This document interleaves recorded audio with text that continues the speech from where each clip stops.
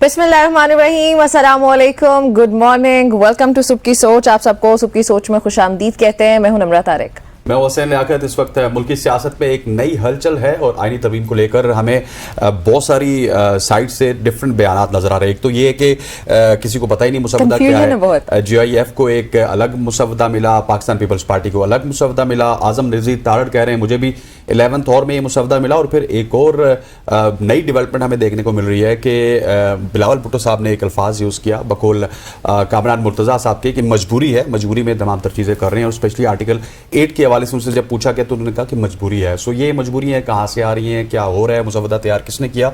ये बहुत ही important developments हैं जो इस वक्त पाकिस्तानी पॉलिटिक्स में चल रही हैं। बिल्कुल ऐसा ही है और हम जो है वो एक्सपेक्ट नहीं कर रहे थे कि एकदम से ये इस तरह से टर्न हो जाएगा सब कुछ। कल के जो कामरान मुर्तजा साहब का इंटरव्यू उसके बाद ही सेनेटर साहब हमारे साथ मौजूद हैं। सेनेटर साहब आपको खुशामदीद कहते हैं, thank you very much for joining अस। एक तरफ आपका बयान सामने आया कि बिलावल भुट्टो साहब ने कहा कि आर्टिकल 8 लाना हमारी मजबूरी है। दूसरी तरफ कल एक्स पे एक पैगाम में मुर्तज़ा वाब साहब ने कहा कि ये बेसिकली मैं भी वहां पे मौजूद था, मजबूरी की कोई बात नहीं हुई। तो इस हवाले से आपका क्या मौक़िफ़ है? ये बात अब सिर्फ ये अब ब्लेम गेम है ना जी। जी जो मुझे सच पता था वो मैंने सच बता दिया। उसमें सिर्फ एक बात पे वो कह रहे थे कि वो इसमें थोड़ी सी अमेंडमेंट हो सकती है, बाकी नहीं। बात बिलावल अगर मेरे सामने या मुर्तज़ा मेरे सामने बैठ के अगर ये बात कर लें तो मैं उनको समझा दूंगा। ये बाद में ये उस रात भी बात हुई थी जो एक रात पहले वाली थी। फिर दूसरे दिन जनाब फिर दोपहर को मैं गया था बिलावल साहब के पास, उस रात भी बात हुई थी। उसमें ये कहा गया था उनकी तरफ से कि आप फिर इसको एजिटेट करें, हम देखते हैं फिर। ठीक हो गया। अच्छा मुर्तजा साहब, आपने आर्टिकल 8 का जिक्र किया कि उसकी जो तब्दीली है, बल्कि आपने आपको जब वो ड्राफ्ट मिला वो तो देखते साथ ही पहली चीज आपने यही देखी है और उस पर आपका एतराज सामने आया। तो ये बता सकते हैं आप कि आर्टिकल 8 में किन तब्दीलियों की बात हुई है, क्या तब्दीली होने जा रही थी जो मुसवदा उसके मुताबिक? उसमें ऐसा है, उसमें जी कामरान साहब, आपको आवाज आ रही है? जी, मैं अच्छी रिपोर्ट एग्जामिन नहीं कर सकती आर्टिकल 8 के हवाले से। उस नेट को जो है वो करना था, उसमें भी के कुछ इख्तियारात को लिमिटेड करना था, आप ये समझ लीजिए। अच्छा, ठीक हो गया। अच्छा, मुझे ये भी बताइएगा कि हमने जब नून लीग का मौक़िफ़ सुना तो उसके मुताबिक हमें ये लगता था कि ये बेसिकली JUIF की अगर बात की जाए मौलाना फजलुर रहमान साहब की तो उन्होंने कहा कि उनको तहफ़्फ़ुज़ात हैं, लेकिन कल मौलाना साहब ने बात की तो उन्होंने तो यकसर मुस्तरद कर दिया। अब ये मामलात किस तरफ जाते हुए आपको नजर आ रहे हैं? क्या कोई ड्राफ्ट तैयार हो रहे हैं आप लोगों की तरफ से? मुझे कल मुर्तज़ा का फोन आया था, एक मिसाल थी, मैं उसको रिस्पॉन्ड नहीं कर पाया हूँ। और पीपल्स पार्टी बाद में दूसरे दिन आई थी कि हम मिल के ये करते हैं, तो उस जो है वो हमने नहीं किया था। कहा था कि आप अपना कर लीजिए, हम अपना करते हैं, ताकि कल फिर कंफ्यूजन नहीं आए या लोगों को ये ना कहा जाए कि ये तो हमने मिल के किया था। तो वो अपना करें ताकि अगर वो पब्लिक हो तो भी सबको पता हो कि क्या डॉक्यूमेंट उन्होंने शेयर किया, हम अपना क्या करें तो भी लोगों को पता हो कि हमने क्या किया। फिर ये ना हो कि ब्लेम गेम शुरू हो जाए नए सिरे से। तो कामरान साहब, आप लोगों ने अपना मुसवदा तैयार कर लिया?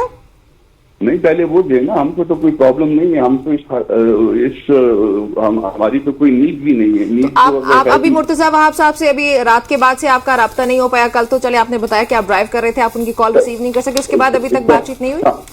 शाम का टाइम था वो उस वक्त, फिर उसके बाद मैं बिजी हो गया काम में। अब सुबह अभी हुई है तो फिर अल्लाह ताला ठीक, मैं उनको फोन करूंगा। अच्छा सर, ये जो मुलाकातों का सिलसिला, इस पे प्लीज बताइएगा कि मोहसिन नकवी साहब किसकी नुमाइंदगी कर रहे हैं? उनको एस्टेब्लिशमेंट का एक बहुत करीबी नुमाइंदा समझा जाता है, वो भी मौलाना फजलुर रहमान से उनकी जो मुलाकात है उसका क्या मतलब है? उसको आप क्या समझते हैं कि हम उसको क्या समझें कि ये क्या मुलाकात है?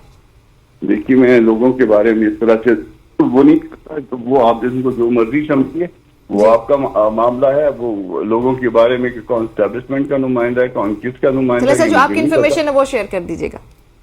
मैं अपनी उस हवाले से कोई उसके ऊपर तबसरा नहीं करता कि वो किन के पैगाम लेके आते थे या किन के। इस वक्त तो वो मिनिस्टर थे और मिनिस्टर भी जो है वो इंटीरियर के। अब किसके पैगाम लेके आते हैं इसके बारे में मुझे कोई वो नहीं है। अच्छा सेनेटर साहब, PTI भी हमें ये कहती हुई नजर आ रही है कि अब आप और वो एक ही पेज पे हैं, तो क्या आगे जाते हुए हम आपको और PTI को उसी ग्रैंड जो उनका अलायंस है, डेमोक्रेटिक अलायंस अपोजिशन का, उसमें आपको शमूलियत करते हुए हम देखेंगे? आप सिर्फ इस मुद्दे पे उनके साथ हैं?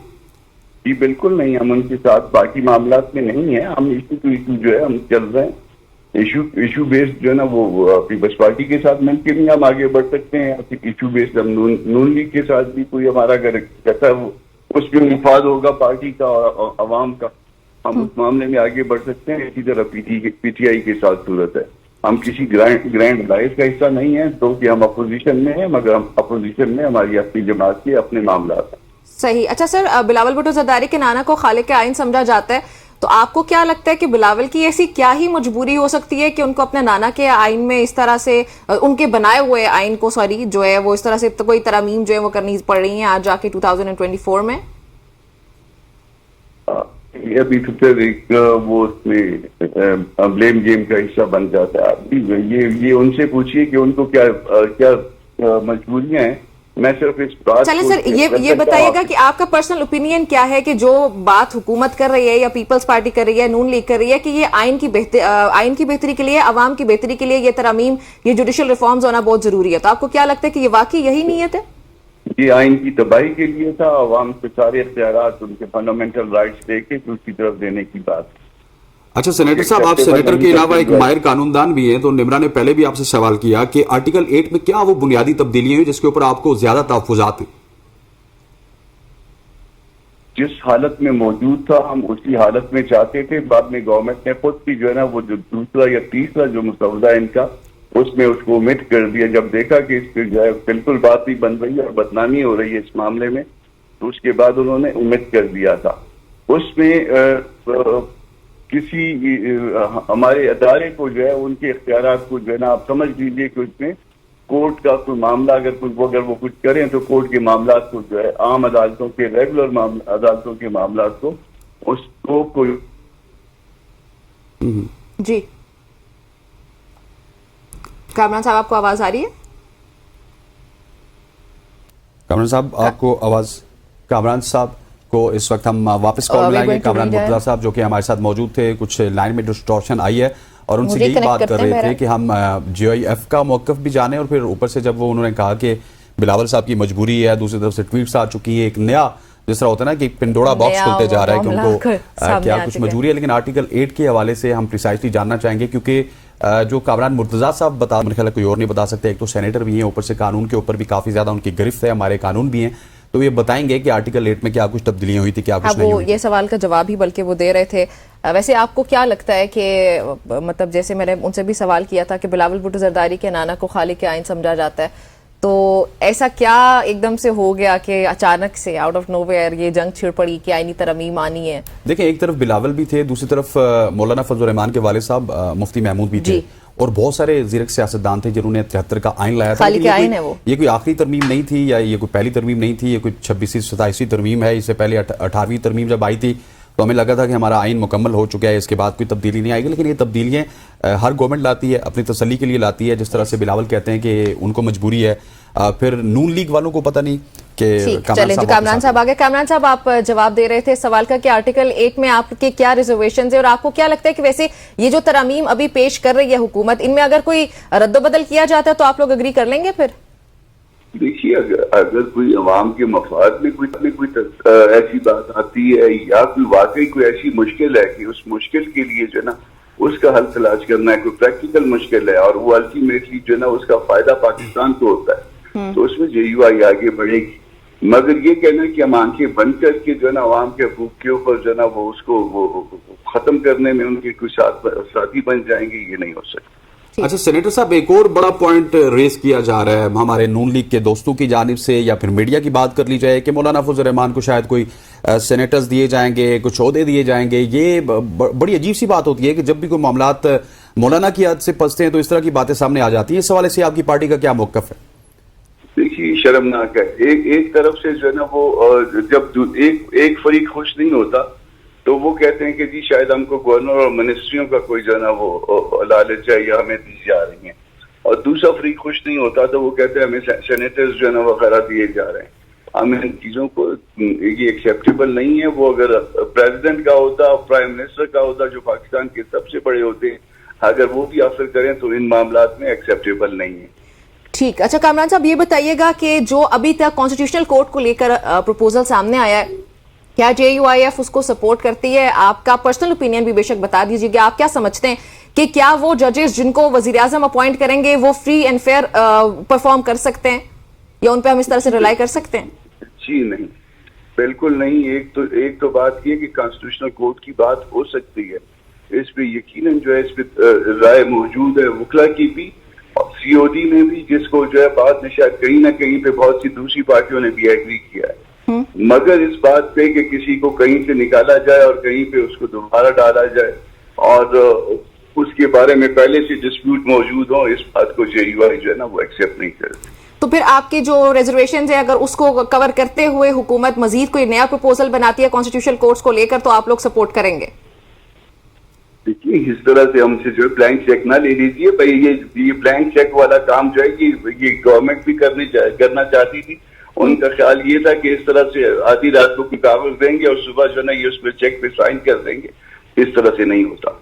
ठीक है।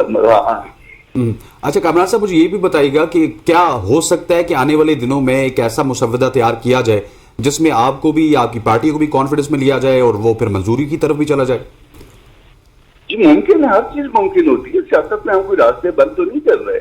ये सारी पाकिस्तान की पार्टियां, पाकिस्तान के मामलात है। पाकिस्तान के मामलात में जो हमारा हुजूम है या जो हुजूम बना दिया गया है उसमें भी हम जन अपना परफॉर्म करने के लिए तैयार है, मगर ये आंखें बंद करके नहीं।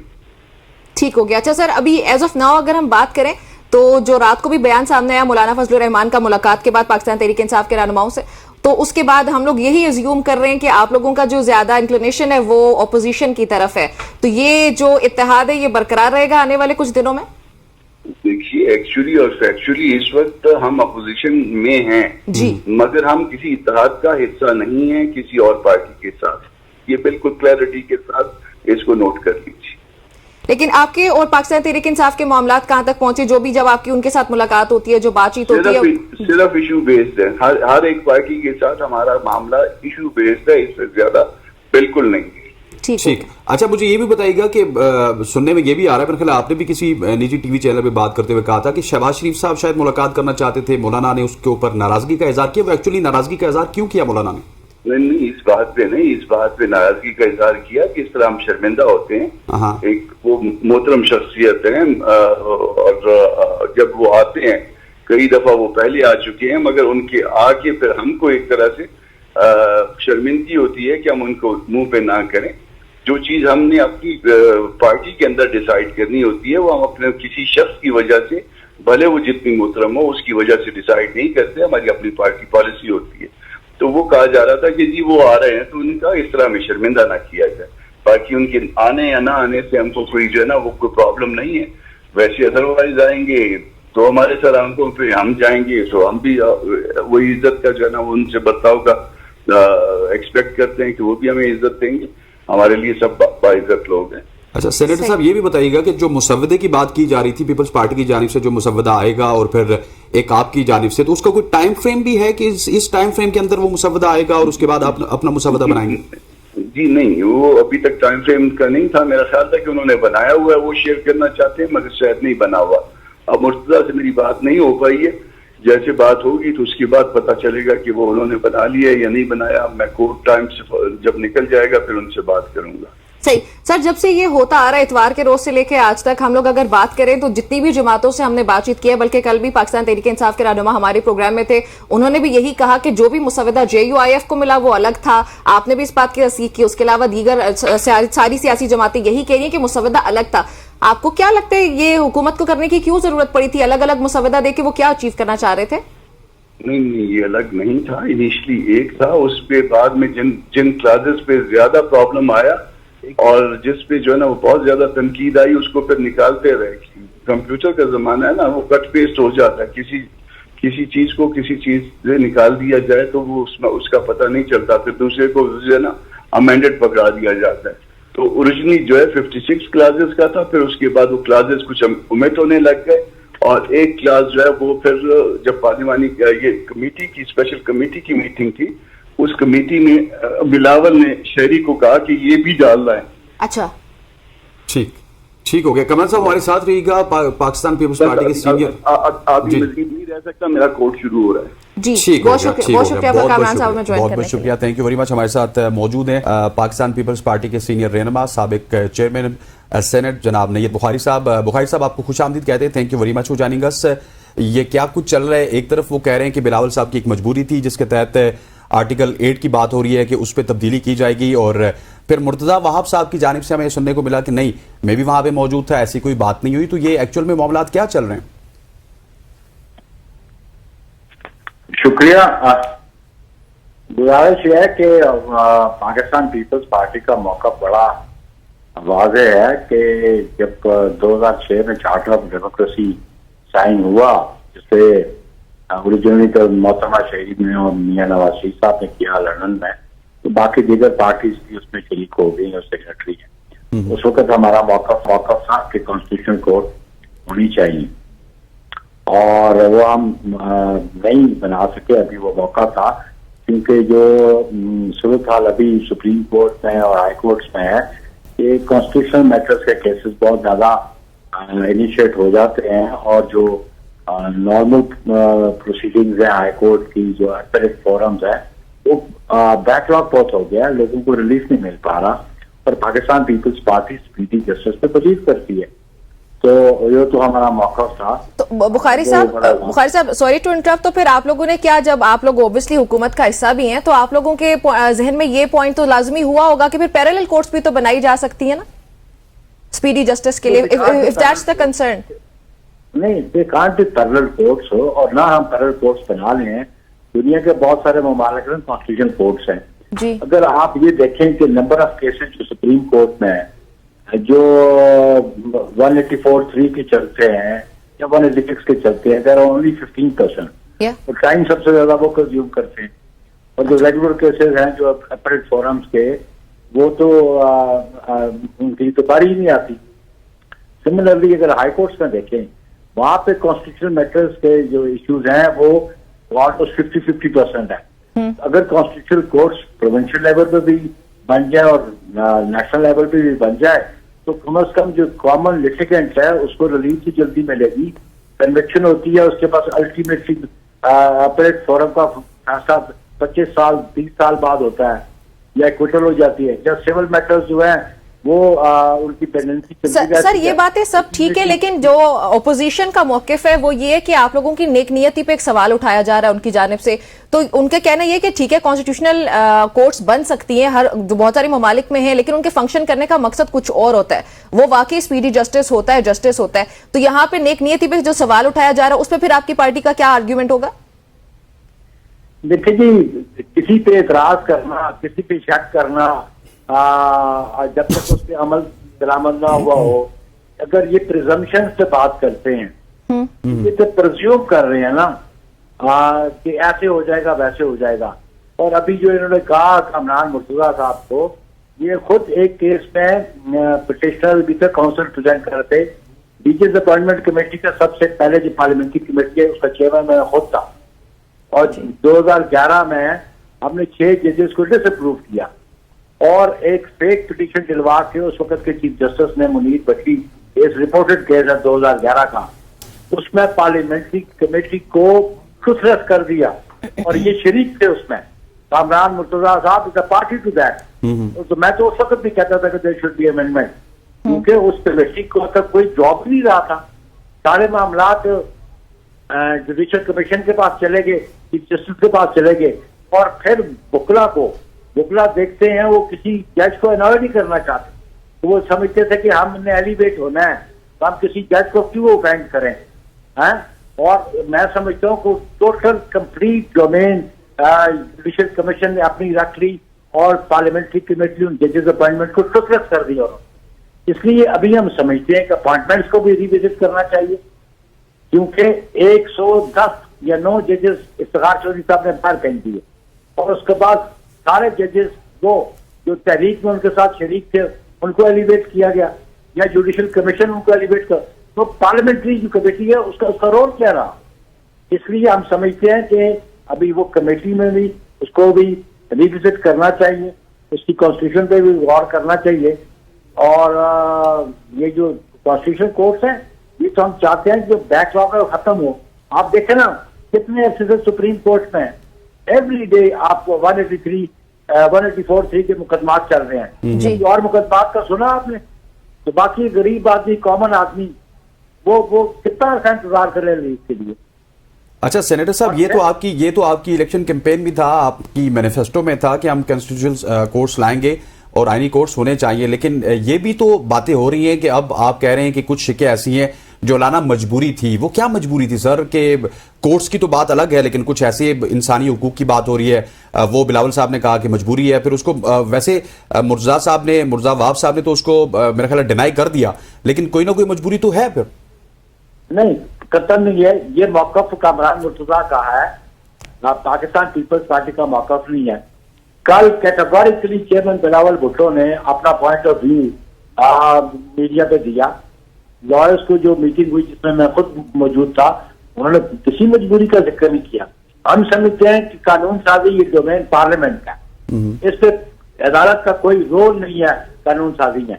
लेकिन बदकिस्मती से मुल्क में अदालत ने हमेशा किया कि चीफ जस्टिस ऑफ पाकिस्तान ने जनरल मुशर्रफ को इख्तियार दे दिया कि आप कॉन्स्टिट्यूशन भी अमेंड कर सकते हैं। तो ये रोल किसने अदा किया? जुडिशरी ने अदा किया ना। मैं समझता हूँ कि पाकिस्तान में जो हमारा कॉन्स्टिट्यूशन है वो बड़ा कैटेगोरिकली कहता है कि जी स्टेट की जो अथॉरिटी एक्सरसाइज होगी वो through chosen representatives of people of Pakistan हो। तो कॉन्स्टिट्यूशन कहता है कि रजिस्ट्रेशन हमारा का पार्लियामेंट का काम है। कॉन्स्टिट्यूशन कहता है कि अमेंडमेंट कॉन्स्टिट्यूशन में पार्लियामान कर सकती है। ठीक। बाकी किसी इदारे का तो कोई रोल नहीं है। अच्छा बुखारी साहब, जस्टिस मंसूरी हमारे अगले अथॉरिटी इस गार्ड में इस्तेमाल करना चाहते हैं कि जी हम इंडिपेंडेंस ऑफ जुडिशरी में बिलीव करते हैं। ये कहाँ दुनिया में चीनी की कीमतें अदालतें मुकर्रर करती? सही। अच्छा बुखारी साहब, ये बताइएगा हमारे अगले चीफ जस्टिस कौन है? ऑब्वियसली जो कॉन्स्टिट्यूशन कहता है कि जो सीनियर मोस्ट होगा will be chief justice. Sir so far जो कॉन्स्टिट्यूशन आर्टिकल 175 है उसमें बड़ा वाज़ेह लिखा हुआ है। सर बिलावल, कोई अभाम नहीं होना चाहिए। और chairman Bilawal Bhutto is very clear on this. Justice Mansoori आज के अखबार में पब्लिश है statement. Sir justice Qazi Faez साहब को कोई एक्सटेंशन नहीं मिलेगा? देखिए कैसे मिलेगा? एज 65 ईयर्स है। अच्छा, और एज 65 ईयर्स कॉन्स्टिट्यूशन में है। सही। Without amending constitution, peoples party does not support के एज बढ़ाई है। ठीक। पीपल्स पार्टी का मौकफ था कि जो सुप्रीम कोर्ट के चीफ जस्टिस हो या हाई कोर्ट को, they should remain for 3 years. इस मुल्क में एक महीने के चीफ जस्टिस भी रहे हैं। ठीक। ख्वाजा साहब पाकिस्तान के चीफ जस्टिस गुजरे, वो सिर्फ 1 महीने के लिए चीफ जस्टिस थे। सर अगर ये कॉन्स्टिट्यूशनल मामला नहीं चलते। ठीक। अच्छा काजी फायजी साहब 1 साल के लिए आए, इसलिए चेयरमैन बिलावल ने कहा हमारी पार्टी की पॉलिसी है कि ये should be tenure post, should be for 3 years. ठीक। अच्छा सर, अगर ये कॉन्स्टिट्यूशनल अमेंडमेंट्स होती हैं तो ये सुप्रीम कोर्ट को अंडरमाइन करने वाली बात है। ये जब सुप्रीम कोर्ट आ जाएगी तो सुप्रीम कोर्ट की तरफ से कोई रिएक्शन भी आ सकता है, या क्या सियासी जमातें उस रिएक्शन के लिए तैयार है? देखें जी, ये आपने ये कहां से निकाला गया सुप्रीम कोर्ट को अंडरमाइन करने वाली बात? नहीं है। It's your brain child. Okay sir, चलिए ठीक हो गया सेनेटर साहब, थैंक यू वेरी मच। चलिए बुखारी साहब बहुत शुक्रिया, वक्त खत्म हो गया माजरत के साथ। बात कर रहे थे इस तमाम तर आईनी तरमीम से जो कि आने वाली है और एक मुहम्मा बन चुका है। यहाँ पर वक्त हुआ चाहता है एक शॉर्ट सी कमर्शियल ब्रेक का ब्रेक लेते हैं, वापस आते हैं। स्टे विद अस।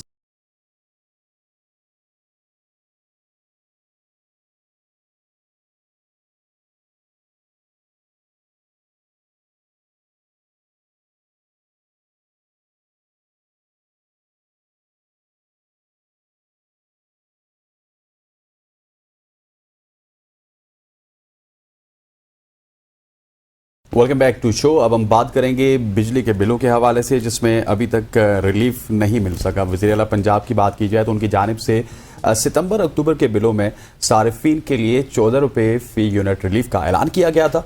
बिजली बिलों में रिलीफ 201 यूनिट से 500 यूनिट तक इस्तेमाल करने वाले तमाम तर सारिफीन के लिए था, लेकिन तब ताहम अब ये इंकशाफ हुआ कि बिजली बिलों में रिलीफ सिर्फ सिंगल फेज मीटर सारिफीन को मिला है।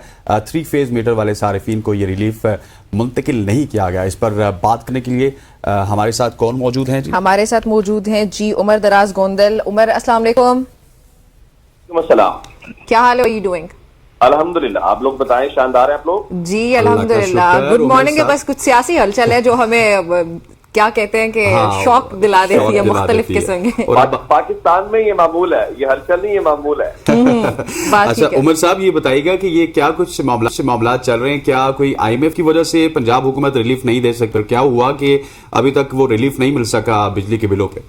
नहीं, इसका ताल्लुक IMF के साथ नहीं है। ये जो ब्यूरोक्रेसी है, ये जो अफसरशाही है, बेसिकली उन्होंने इस हुकूमत के साथ बात किया है। मैं थोड़ा सा अगर आपको बैकग्राउंड याद कराऊं तो 16 अगस्त को नवाज शरीफ साहब आए थे और मरीम नवाज साहिबा, उन्होंने ऐलान किया था कि पंजाब में जो बिजली के सार्फिन है उस पे 14 रुपए फी यूनिट वो कमी का ऐलान कर रहे हैं या लोगों को रिलीफ दे रहे हैं। उसके लिए कहा गया था, मरीम नवाज शरीफ साहबा को शाबाश दी थी नवाज शरीफ ने कि उन्होंने देखें मुख्तलिफ प्रोजेक्ट से पैसे निकाले हैं और तकरीबन कुछ 45 से 46 अरब रुपए बनते थे जो इसके लिए रखे गए थे, ताकि जो 200 से लेके 500 तक यूनिट इस्तेमाल करने वाले सार्फिन है उनको रिलीफ दिया जाए। 14 रुपए पंजाब हुकूमत अपनी जेब से अदा करेगी और बिजली के बिलों के ऊपर यह बाकायदा प्रिंट किया गया कि इतना बिजली के बिल में से इतनी जो अमाउंट है वो वजीर आला पंजाब मरीम नवाज शरीफ ने आपकी अदा कर दी है। इसके ऊपर फिर अगर आपको याद हो तो मुस्तफा कमाल ने भी इतराज किया था, फिर बाकी पार्टीज ने भी इतराज किया कि नवाज शरीफ सिर्फ अपने आप को पंजाब का लीडर ही समझते हैं। खैर वो उन्होंने कहा कि हमने तो अपनी जेब से दिया, बाकी सूबे भी दे दें। अब मैं आपको बताना ये चाह रहा हूं कि ये जो 200 यूनिट से लेके 500 यूनिट तक बिजली के सार्फिन थे, हमें ये बताया गया था कि 31 अगस्त को बताई गई थी बात कि पंजाब में 35,16,877 सार्फिन ऐसे हैं जिनको बिजली का ये रिलीफ दिया गया है, जिसकी फर्दर हमें ये तफसील बताई गई कि लेस्को के जो लोग थे वो 8,40,000 सार्फिन थे। इसी तरह से मुल्तान इलेक्ट्रिक सप्लाई जो कॉर्पोरेशन है उसके 6,53,000 थे, फैसलाबाद में 5,06,000 थे, गेप्को वालों के 7,31,000 थे, इस्लामाबाद इलेक्ट्रिक सप्लाई के 7 लाख थे। मजमूई तौर पे ये 35 लाख लोग बनते हैं जो 201 यूनिट से लेके 500 यूनिट तक है। अब इसमें हुआ क्या? हुआ ये है कि IMF का इतराज अपनी जगह के ऊपर, लेकिन पंजाब हुकूमत ने ऐलान ये किया था कि वो जो बिजली के मीटर है इसमें सिंगल फेज और 3 फेज उन तमाम सार्फिन के लिए रिलीफ का ऐलान किया गया था। लेकिन जब वजारत तवानाई पे बात आई, क्योंकि आप जानते हैं कि ये बिजली के बिल जो है वो सूबाई सब्जेक्ट नहीं है, ये फेडरल सब्जेक्ट है, तो आप बेशक रिलीफ देना भी चाह रहे हैं तो आपको वफाकी हुकूमत की जानिब देखना पड़ेगा या उनको बताना पड़ेगा कि हमने ये रिलीफ जरूर दिया है, तो हमारे जो बिजली के बिल है उसमें से आप ये सार्फिन से पैसे नहीं लेंगे, ये हम देंगे। अच्छा, उसमें इन्होंने तो ये ऐलान यहाँ पे कर दिया 16 अगस्त को नवाज शरीफ साहब ने और मरियम साहिबा ने कि जनाब सिंगल और 3 फेज जो तमाम सार्फिन है उनको हम रिलीफ देंगे। लेकिन जब वहां पे वजारत तवानाई के पास बात गई तो उन्होंने सिर्फ जो सिंगल फेज मीटर सार्फिन है उनको रिलीफ दिया है और इस तरीके से आप यूं समझिए कि वो तादाद फर्दर कम हो गई। अब उसकी वजह क्या है? उसकी वजह ये बताई जा रही है कि उसके बाद जो कि 3 फेज सार्फिन को क्यों जो है वो शामिल नहीं किया गया। अब उन्होंने ये कहा कि हम सिंगल फेज जो मीटर इस्तेमाल होता है बिजली का वो तो हम उसको डोमेस्टिक समझते हैं, यानी घर में जो लोग इस्तेमाल करते हैं, लेकिन जो 3 फेज मीटर है हम उसको कमर्शियल मीटर तस्वुर करते हैं, तो हम जो है वो कमर्शियल मीटर्स के ऊपर इस तरह का रिलीफ नहीं दे सकते। लिहाजा ये इंडस्ट्री या कमर्शियल जो मीटर है उसके ऊपर रिलीफ लागू नहीं होगा। और गवर्नमेंट की उस वक्त जो इंटेंशन थी वो भी यही थी कि जो छोटे सार्फिन है या जो आम लोग हैं उनके लिए ये होना चाहिए। अब उनका कहना ये है कि अगर पंजाब हुकूमत को इस बारे में इल्म नहीं था, अगर ये टेक्निकल चीज है तो जाहिर है इसका हमारे ऊपर तो कोई वो नहीं होता या हमारा तो इसमें कोई कसूर नहीं है। अब इससे हुआ क्या? इससे हुआ ये कि इस वक्त जो रोजाना की बुनियाद के ऊपर लाहौर में जो लेस्को के दफातर हैं, जाहिर है जब आपने ऐलान कर रखा हो कि आप 200 से 500 के दरमियान तमाम सार्फिन को वो रिलीफ देंगे, तो वो लोग अब बिजली के जो कंपनी है उसके दफातर का रोजाना की बुनियाद के ऊपर वो विजिट करते हैं, वहां पे जाते हैं, उनसे कहते हैं कि हमें ये रिलीफ दें, लेकिन वो कहते हैं नहीं जी ये तो चूंकि है ही सिंगल फेज, तो लोग ये कह रहे हैं कि बुनियादी तौर पे अगर ठीक हो गया। अच्छा उमर, एक और मसले पे उमर साहब आपसे बात करनी है। जिस तरह हमने स्कूल्स की आउटसोर्सिंग के हवाले से सुना था पंजाब में, तो अब ये खबरें आ रही हैं कि तकरीबन 5,800 सरकारी स्कूलों को पहले मरहले में आउटसोर्स किया जा रहा है। इसके क्या फायदे हैं, क्या नुकसानात हैं और ये कितना स्पीडी अमल देख रहे हैं सबको? अच्छा, ये टोटल 13 से 14 हजार स्कूल बनते हैं और इसका काफी हद तक अमल मुकम्मल हो चुका है। अब इसको गवर्नमेंट किस नजर से देख रही है? मेरी जब एजुकेशन मिनिस्टर से बात हुई तो उनका उस वक्त ये बताना था कि ये वो स्कूल्स हैं, मिसाल के तौर के ऊपर ये दूर दराज इलाकों में स्कूल्स हैं जहां पे उस तरह से एनरोलमेंट भी नहीं है, या गवर्नमेंट का उसके ऊपर एक्सपेंडिचर बहुत ज्यादा है, हम टीचर्स के ऊपर या बाकी रिसोर्सेज के ऊपर तो लगा लेते हैं। मतलब उन्होंने मुझे उससे लफ्ज इस्तेमाल किया जो स्कूल बॉर्डर्स के ऊपर है, तो गवर्नमेंट का एक्सपेंडिचर बहुत ज्यादा है और उनका हम आउटसोर्स का मतलब ये नहीं है कि हम उनको प्राइवेटाइज कर रहे हैं या प्राइवेट सेक्टर के हवाले कर रहे हैं। उसको मुख्तलिफ जो आप यूं कहिए कि तालीमी प्रोग्राम को चलाने वाली एनजीओज हैं या इदारे हैं, हम उनके हवाले कर रहे हैं, थर्ड पार्टी को दे रहे हैं। हाँ जी, हम उनसे ताल्लुकी का इजहार नहीं कर रहे। हम ये समझ रहे हैं कि बजाय इसके कि हम टोटल उसका एक्सपेंडिचर अपने सारी जिम्मेदारी लें, हम उनको उसकी पेमेंट करेंगे। जैसा कि उनका मिसाल के तौर के ऊपर जो इस सरकारी स्कूल में बच्चे पढ़ते हैं, उन्होंने पूरी इक्वेशन मुझे जो बताई, उनका इतने मिसाल के तौर पे ये नंबर दिए, मैं एक मिसाल देता हूँ। उनका हम पर डे अगर 150 रुपया एक बच्चे पे खर्च आता है, तो हो सकता है हम वहां पे जब आउटसोर्स कर रहे हैं तो हम 120 रुपया दे दें, या हो सकता है मुझसे ज्यादा दे दें। तो उनके कहने का मतलब ये था कि हम गवर्नमेंट उससे ला ताल्लुक नहीं होगी, सिर्फ हम जो चलाने की जिम्मेदारी है या उसके अंदर हमें फायदा ये होगा कि बच्चे ज्यादा से ज्यादा स्कूल्स में आएंगे, हमारे ऊपर बोझ कम हो जाएगा, और जो बाकी मुख्तलिफ इदारे हैं जो इन चीजों में इन्वॉल्व होते हैं वो आएंगे और हमारे तालीमी इदारों को चलाएंगे। फिर लाहौर में कल एक तकरीब भी थी और मरियम नवाज साहिबा ने उसके ऊपर फिर तफसीलन गुफ्तगू भी की। ठीक, अच्छा, वैसे अभी तक सीएम ऑफिस से वजारत तवानाई से कोई राब्ता हुआ हो? वजारत तवानाई का जो मौक़िफ़ अगर वो आप बता सकें। नहीं, उसके ऊपर पंजाब में फिर मुकम्मल खामोशी है। अच्छा। क्योंकि उसमें पंजाब में फिर एक और भी बात, जिस तरह वो शुरू में हुसैन पूछ रहे थे, IMF वाला मामला जी, क्योंकि IMF वाला मामला भी आया और फिर लोगों ने कहा कि IMF कह रहा है कि आप इसको बंद करें। फिर एक दिन हमने ये पंजाब गवर्नमेंट की तर्जुमान से पूछा भी, बुखारी साहब से, तो उन्होंने कहा कि नहीं, हमें इस बारे में कोई नॉलेज नहीं है, या हमें विफाक से नहीं इस बारे में कोई इंटीमेट किया गया कि IMF इसके ऊपर कुछ नहीं है या इसको बंद कर दें। तो हम तो अपने उस तरीके से चलाएंगे, क्योंकि हमने कोई ये सब्सिडी तो दी नहीं है, हमने तो अपनी जेब से पैसे निकाले हैं और हमने अपने खर्चे कम करके लोगों को रिलीफ दिया है। ठीक हो गया। उमर, बहुत शुक्रिया आपका हमें ज्वाइन करने के लिए। नाज़रीन, गुफ्तगू आपने से हमारे साथ मौजूद थे उमर दराज गोंदल, ब्यूरो चीफ लाहौर। और यहाँ पे वक्त हुआ चाहता है एक ब्रेक शामिल करने का। ब्रेक शामिल करने लगे, लेकिन आपने एक काम करना है, वो ये कि टीवी स्क्रीन के सामने ही रहना है और सुबह की सोच को देखते रहना।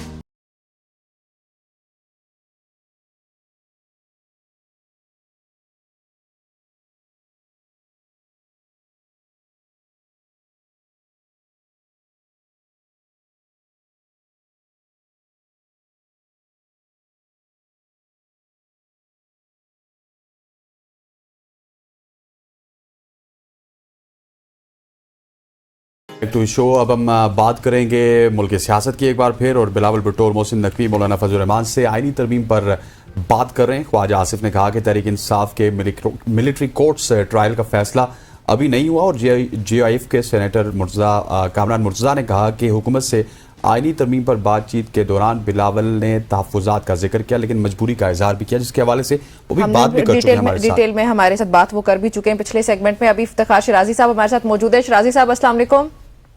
जी वालेकुम अस्सलाम। शिराजी साहब, ये जो नई जंग छिड़ी, कामरान मुर्तज़ा साहब ने कहा कि बिलावल भुट्टो जरदारी की कोई मजबूरी है। उन्होंने आर्टिकल 8 से मुतालिक इस पे बात की कि जब हमने उनको तस्करा किया कि कोई तहफ़्फ़ुज़ात है हमारे आर्टिकल 8 को लेकर, उसकी जो तरमीम है उसको लेकर, तो उन्होंने कहा हमारी भी बस मजबूरी है, क्या करें। फिर उसके रिएक्शन में मुर्तज़ा वहाब साहब ने कहा कि कोई मजबूरी का तस्करा नहीं हुआ, मैं भी वहीं उसी मीटिंग में मौजूद था। अब ये जो नई किस्म की जंग है, इसको आप कैसे देखते हैं?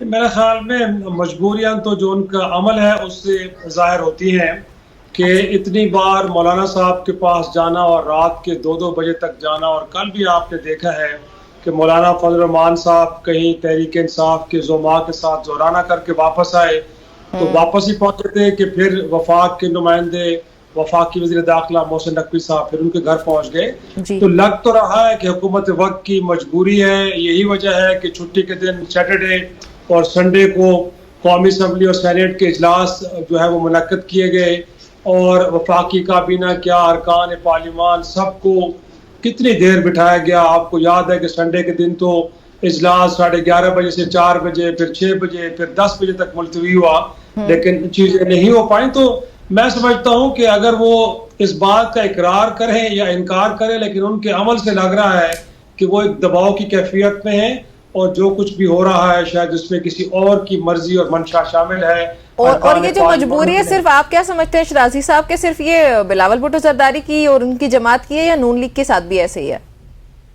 मेरे ख्याल में नून लीग के साथ भी यकीनी तौर पे कुछ ऐसा ही है, लेकिन ये है कि इस सारे मामले में शायद पाकिस्तान मुस्लिम लीग नून एक बी टीम का रोल प्ले कर रही है और ए टीम का जो रोल है वो पाकिस्तान पीपल्स पार्टी के हिस्से में आया है। यही वजह है कि आसिफ जरदारी साहब ने पहल की थी मौलाना फजल रहमान के पास जाने में, या उसके बाद जो एंगेजमेंट हो रही है उसमें कहीं पीपल्स पार्टी ज्यादा प्रोमिनेंट नजर आती है as compared to Muslim League Noon. और जाहिर सी बात है कि जो आपने बुनियादी सवाल किया, मियां नवाज शरीफ साहब का रायविंड से गोया के इस्लामाबाद आना, प्राइम मिनिस्टर हाउस आना, इस बात की गमाजी करता है कि इस सारे प्रोजेक्ट के अंदर दोनों जमातों को ये असाइनमेंट दी गई है और जाहिर सी बात है दोनों ने मिलकर इनको मेक श्योर करना है।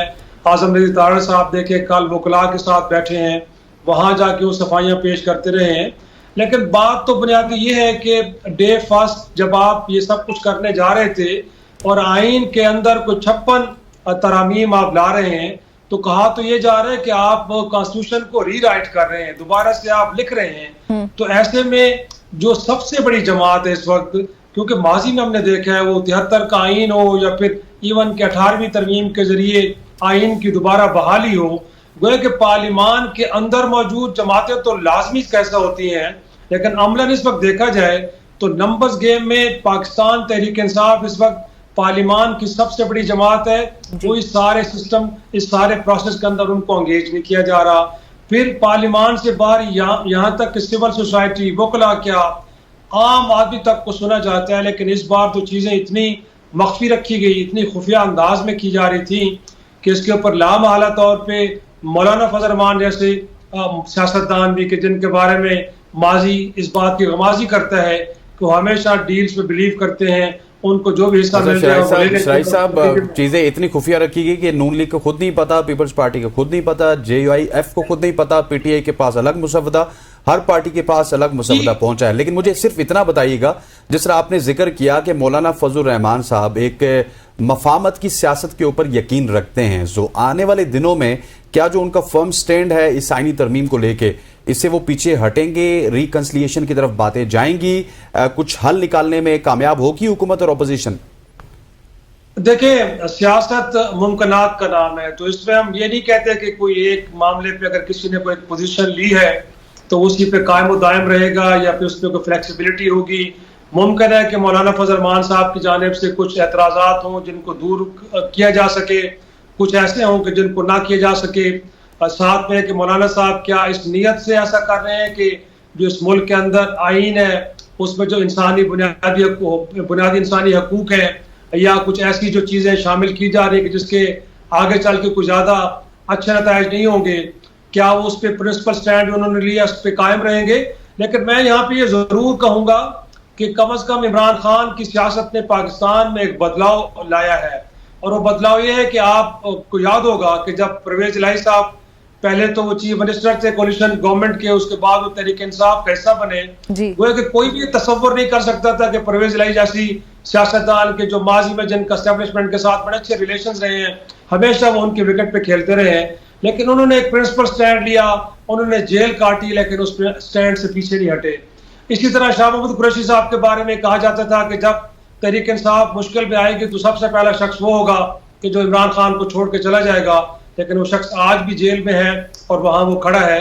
तो मैं समझता हूँ कि इमरान खान की सियासत ने कहीं ना कहीं मौलाना फजल रहमान साहब को भी इन्फ्लुएंस किया है, और मैं समझता हूँ कि मौलाना ने इस बात को एक तरह से एक्सेप्ट किया है कि जिस तरह की सियासत इमरान खान कर रहे हैं कि जो उन्होंने एक स्टैंड लिया है उस पर फॉर्म है, उसके लिए जेल जाना पड़े, हुकूमतें गंवाना पड़े।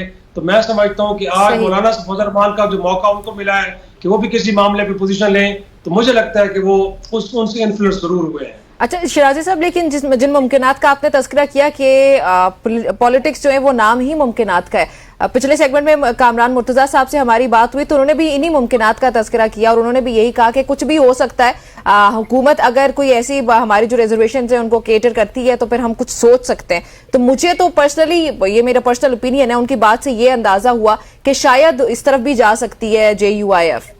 तो आपको लगता है कि ये फिर वही मुमकिनात आ सकती हैं आइंदा आने वाले दिनों में? नहीं, मेरे ख्याल में अगर JUFA का मतबा नजर अवाम की फलाह बहबूद है और इस मुल्क के अंदर स्पीडी जस्टिस को मेक श्योर करना है कि फौरी सस्ता इंसाफ आम आदमी को, लेकिन क्या उसके लिए जो कॉन्स्टिट्यूशनल फेडरल कोर्ट बन रही है उसमें जजेस की अपॉइंटमेंट का तरीकाकार क्या होगा? क्या उस अदालत के लिए काजी फायसल साहब का होना बड़ा नागुज़ीर है, या अगर वो ना भी हो तो वो अदालत कायम भी हो सकती है, उनके को सरबराह भी मुकर्रर हो सकते हैं। और इसी तरह जो आर्टिकल 8 की बात की जा रही है कि जो बुनियादी हकूक से मुताल्लिक है, क्या उसमें कुछ ऐसा इंटरवेंशन होनी चाहिए कि जिसके नतीजे में आम आदमी के लिए कोई आसानियां पैदा हों, या इस मुल्क के अंदर दहशतगर्दों को सजा देने के लिए, क्योंकि हम पहले भी तजर्बा कर चुके हैं, आपको याद होगा पाकिस्तान मुस्लिम लीग नून के दौर में सनसेट क्लास के तहत अदालतों ने इजाजत दी थी, लेकिन उन फौजी अदालतों में कोई भी जेट ब्लैक टेररिस्ट जो है वो ट्रायल नहीं हो पाया। जिन लोगों को किया भी गया तो पेशावर हाई कोर्ट ने बाद में उन सबको रिहा किया। तो मेरे ख्याल में ये एक तजर्बा क्या दूसरी बार इस अंदाज में होना चाहिए कि आइन के अंदर अमेंडमेंट कर दी जाए ताकि कल को अदालतों के हाथ भी बांध दिए जाए और किसी भी शख्स को अगर कोई क्रेडिबल एविडेंस हो या ना हो उनको मिलिट्री कोर्ट्स में ट्रायल किया जाए। तो मेरे ख्याल में बहुत सारी चीजें ऐसी हैं कि जिनको लेके मौलाना फजल रहमान साहब और उनकी जमात के बाकी काबरीन जरूर जो अलार्म बेल बजा रहे हैं वो बिल्कुल दुरुस्त बजा रहे हैं, क्योंकि अगर आइन के अंदर ये इंटरवेंशन एक बार हो गई तो उसके बाद नहीं हो पाएगा कि आप इनके ऊपर कोई क्रिटिसिज्म करें या इनको डिसओबे करें, फिर इनको इस्तेमाल करके पाकिस्तान के अंदर जो बुनियादी आज़ादी हैं उनको भी सल्ब किया जा सकेगा, और साथ में ये है कि आप चाहेंगे जिसको उनको मिलिट्री कोर्ट्स में भी लेके जा सकते हैं। तो मेरे ख्याल में अगर इन कंसर्न्स को एड्रेस करवा लेते हैं और साथ में वो तजावीज़ के जो लगता है कि जिसके नतीजे में आम आदमी के लिए कोई आसानी पैदा हो सकती है, तो मेरा ख्याल है कि फिर फ्लेक्सिबिलिटी हर दो तरफ से होनी चाहिए। लेकिन देखना यह है कि हुकूमत का मंसूबा क्या है, उनको उनके सामने क्या डिमांड लिस्ट रखी गई है, लेकिन शराई साहब हुकूमत का जो भी मंसूबा होता है, हुकूमत ऐसी जितनी भी चीजें करती है वो बाद में हमने देखा है कि जब ये अपोजिशन में जाएंगे सबसे पहले इनके गले में पड़ती हैं। आर्मी चीफ की मिसाल ले लें, जितने आर्मी चीफ इन्होंने लगाए इनके साथ ऐसा ही हुआ। अब ये अमेंडमेंट है तो ये तो इस वक्त इस वजह से लगा रहे हैं कि शायद ये अगले 10-15 साल खुद को देख रहे हैं, लेकिन यहाँ पे तो इमरान खान साहब भी 2030 तक अपने आप को देख रहे थे, लेकिन वो कहाँ गए?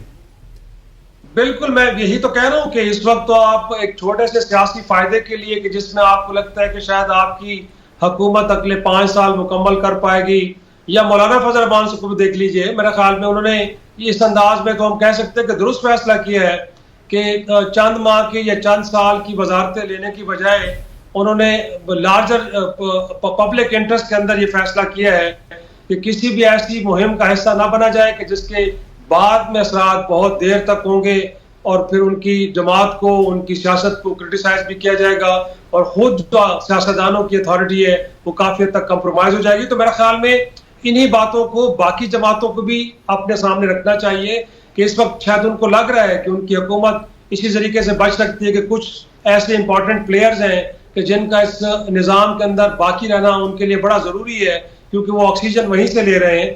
लेकिन ये ऑक्सीजन अगले शायद 5 साल तक तो उनको मुहैया होगी, लेकिन उसके बाद एक घुटन का माहौल बनेगा, वो घुटन का माहौल फिर अगले कई सालों तक खुद उनके लिए बड़ा मुश्किल सूरत हाल पैदा कर देगा। चलें जी, शिराजी साहब बहुत शुक्रिया आपका हमें ज्वाइन करने के लिए।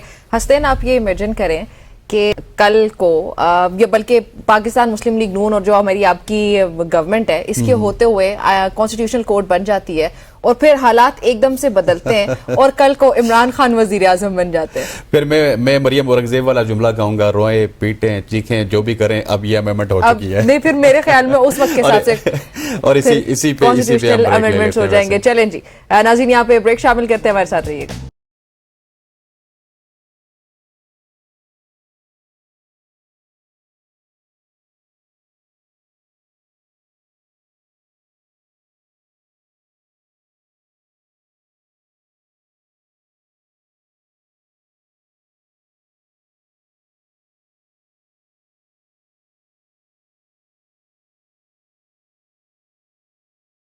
वेलकम बैक टू सुबह की सोच। आज हमारे साथ एक ऐसी शख्सियत मौजूद हैं जिनकी ज़िंदगी अज़म, कुर्बानी और मोहब्बत की बेमिसाल दास्तान है। उन्होंने अपने 13 बच्चों को ना सिर्फ बेहतरीन तरबियत दी बल्कि उनकी तालीम को अपनी अव्वलीन तरजीह बनाए रखा, और ये वो इंसान हैं जिन्होंने हालात के सामने झुकने के बजाय अपनी मेहनत और खुलूस के बल पर अपने बच्चों को इल्म के जेवर से आरास्ता किया ताकि वो एक रोशन मुस्तकबिल की तरफ गामजन हो सकें।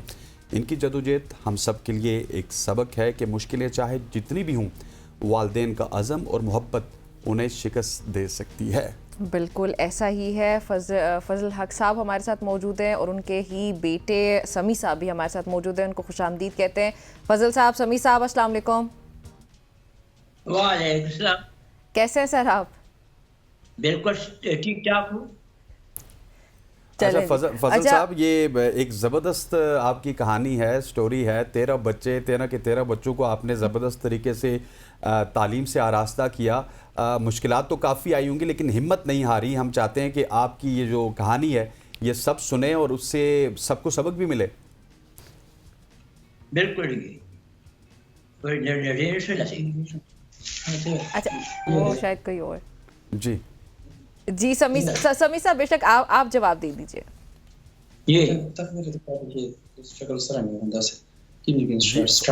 फजल साहब, आप जवाब दीजिए। ठीक है। ये सर अब जरा फिर पूछे सर। अच्छा, मैं ये कहना चाह रहा हूँ कि आपकी जो ये कहानी है, 13 बच्चों को किस तरह से आपने पढ़ाया, उनकी तरबियत की और अपना हौसला हिम्मत आपने कुछ भी नहीं हारा, ये कहानी हम पूरे पाकिस्तान को सुनाना चाहते हैं। आप अपनी ज़ुबानी बताइए प्लीज़ फजल साहब। ठीक है। मैं बहुत ही बैकवर्ड एरिया से ताल्लुक़ रखता हूँ। मेरे इलाके में तालीम की कोई ख़ास वसाइल न थे और ये फीमेल की तो बिल्कुल प्राइमरी की तक की भी कोई स्कूल नहीं था। अच्छा। मैंने बमुश्किल तख्त नसरती से मैट्रिक फर्स्ट डिवीजन में पास की। अच्छा, माशाल्लाह। ठीक। फिर दरमियान में बन्नू के अलावा इस इलाके में कोई कॉलेज न था। ठीक।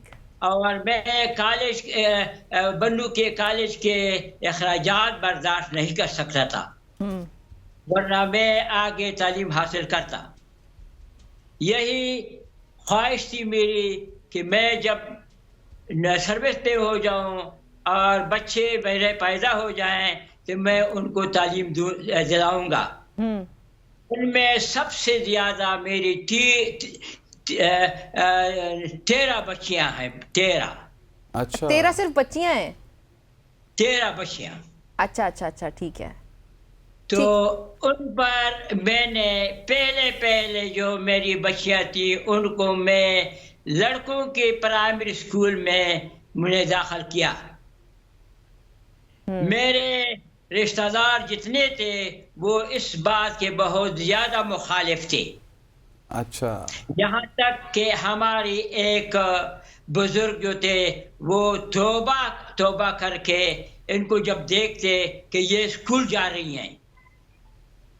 अच्छा। और इसके अलावा मेरा एक रिश्तेदार था, वो कहता था कि अगर आप स्कूल की तालीम उन पर हासिल कर लें तो मैं उनको अपने बेटों के लिए यानी नहीं लूंगा। लेकिन जब वो बड़ी हो गई और बाशऊर हो गई तो वही लोग आए कि मुझे अब इसकी रिश्ता दे दें। अच्छा।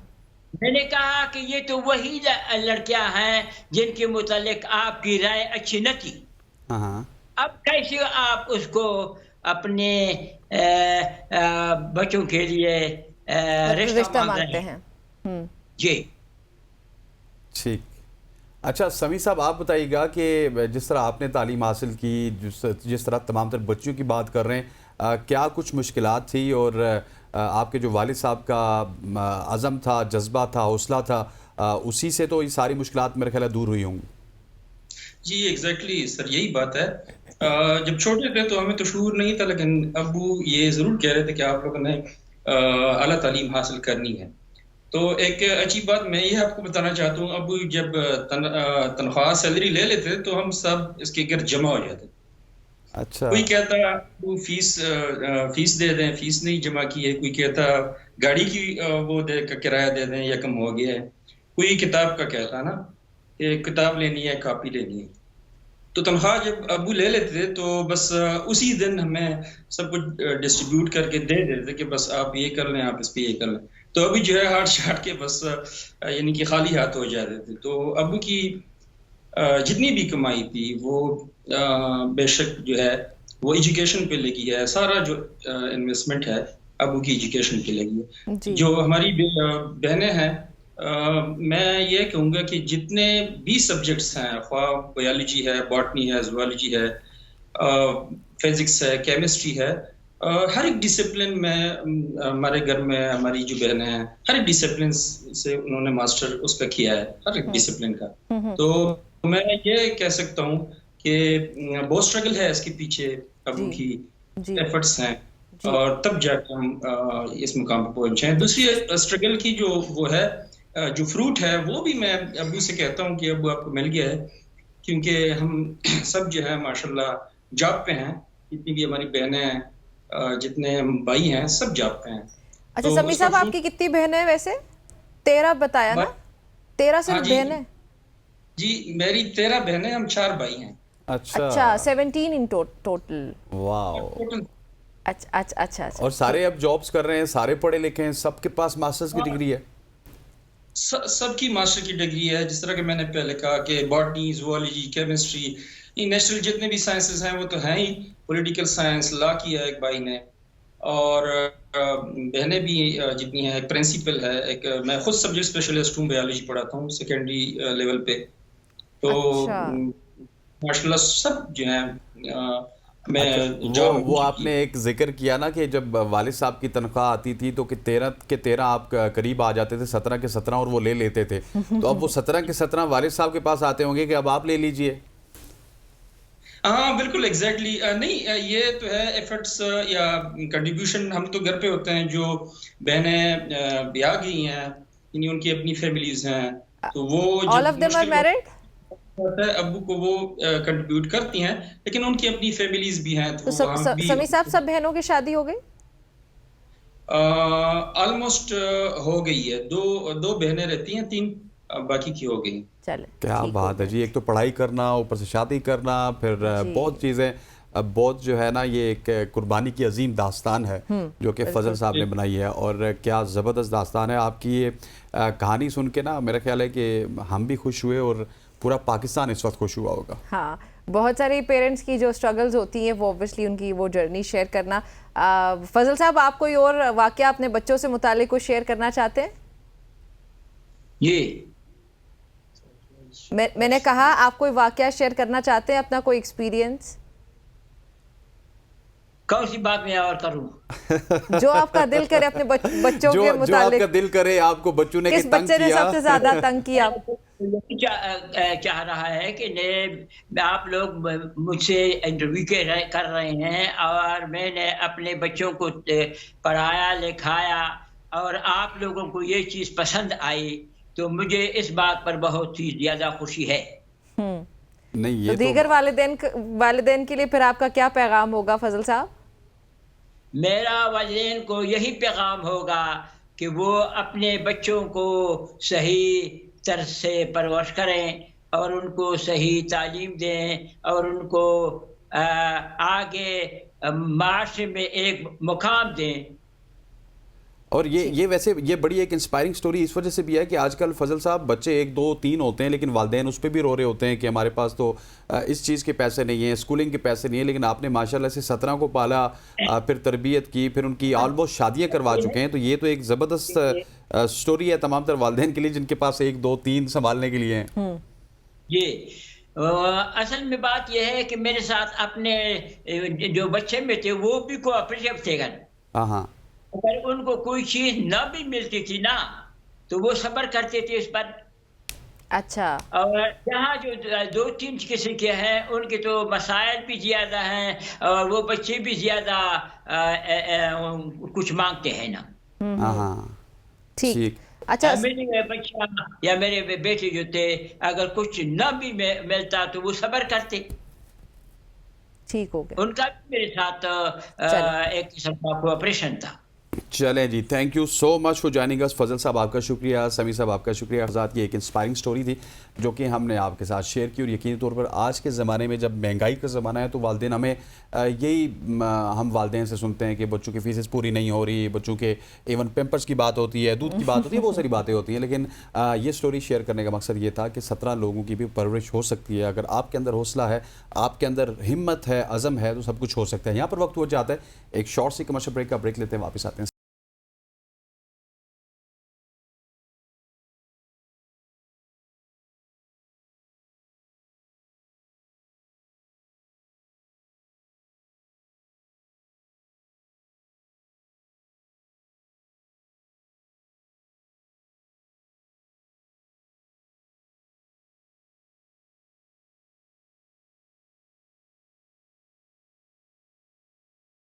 Welcome back. एक बार फिर से खुशामदीद सबकी सोच में।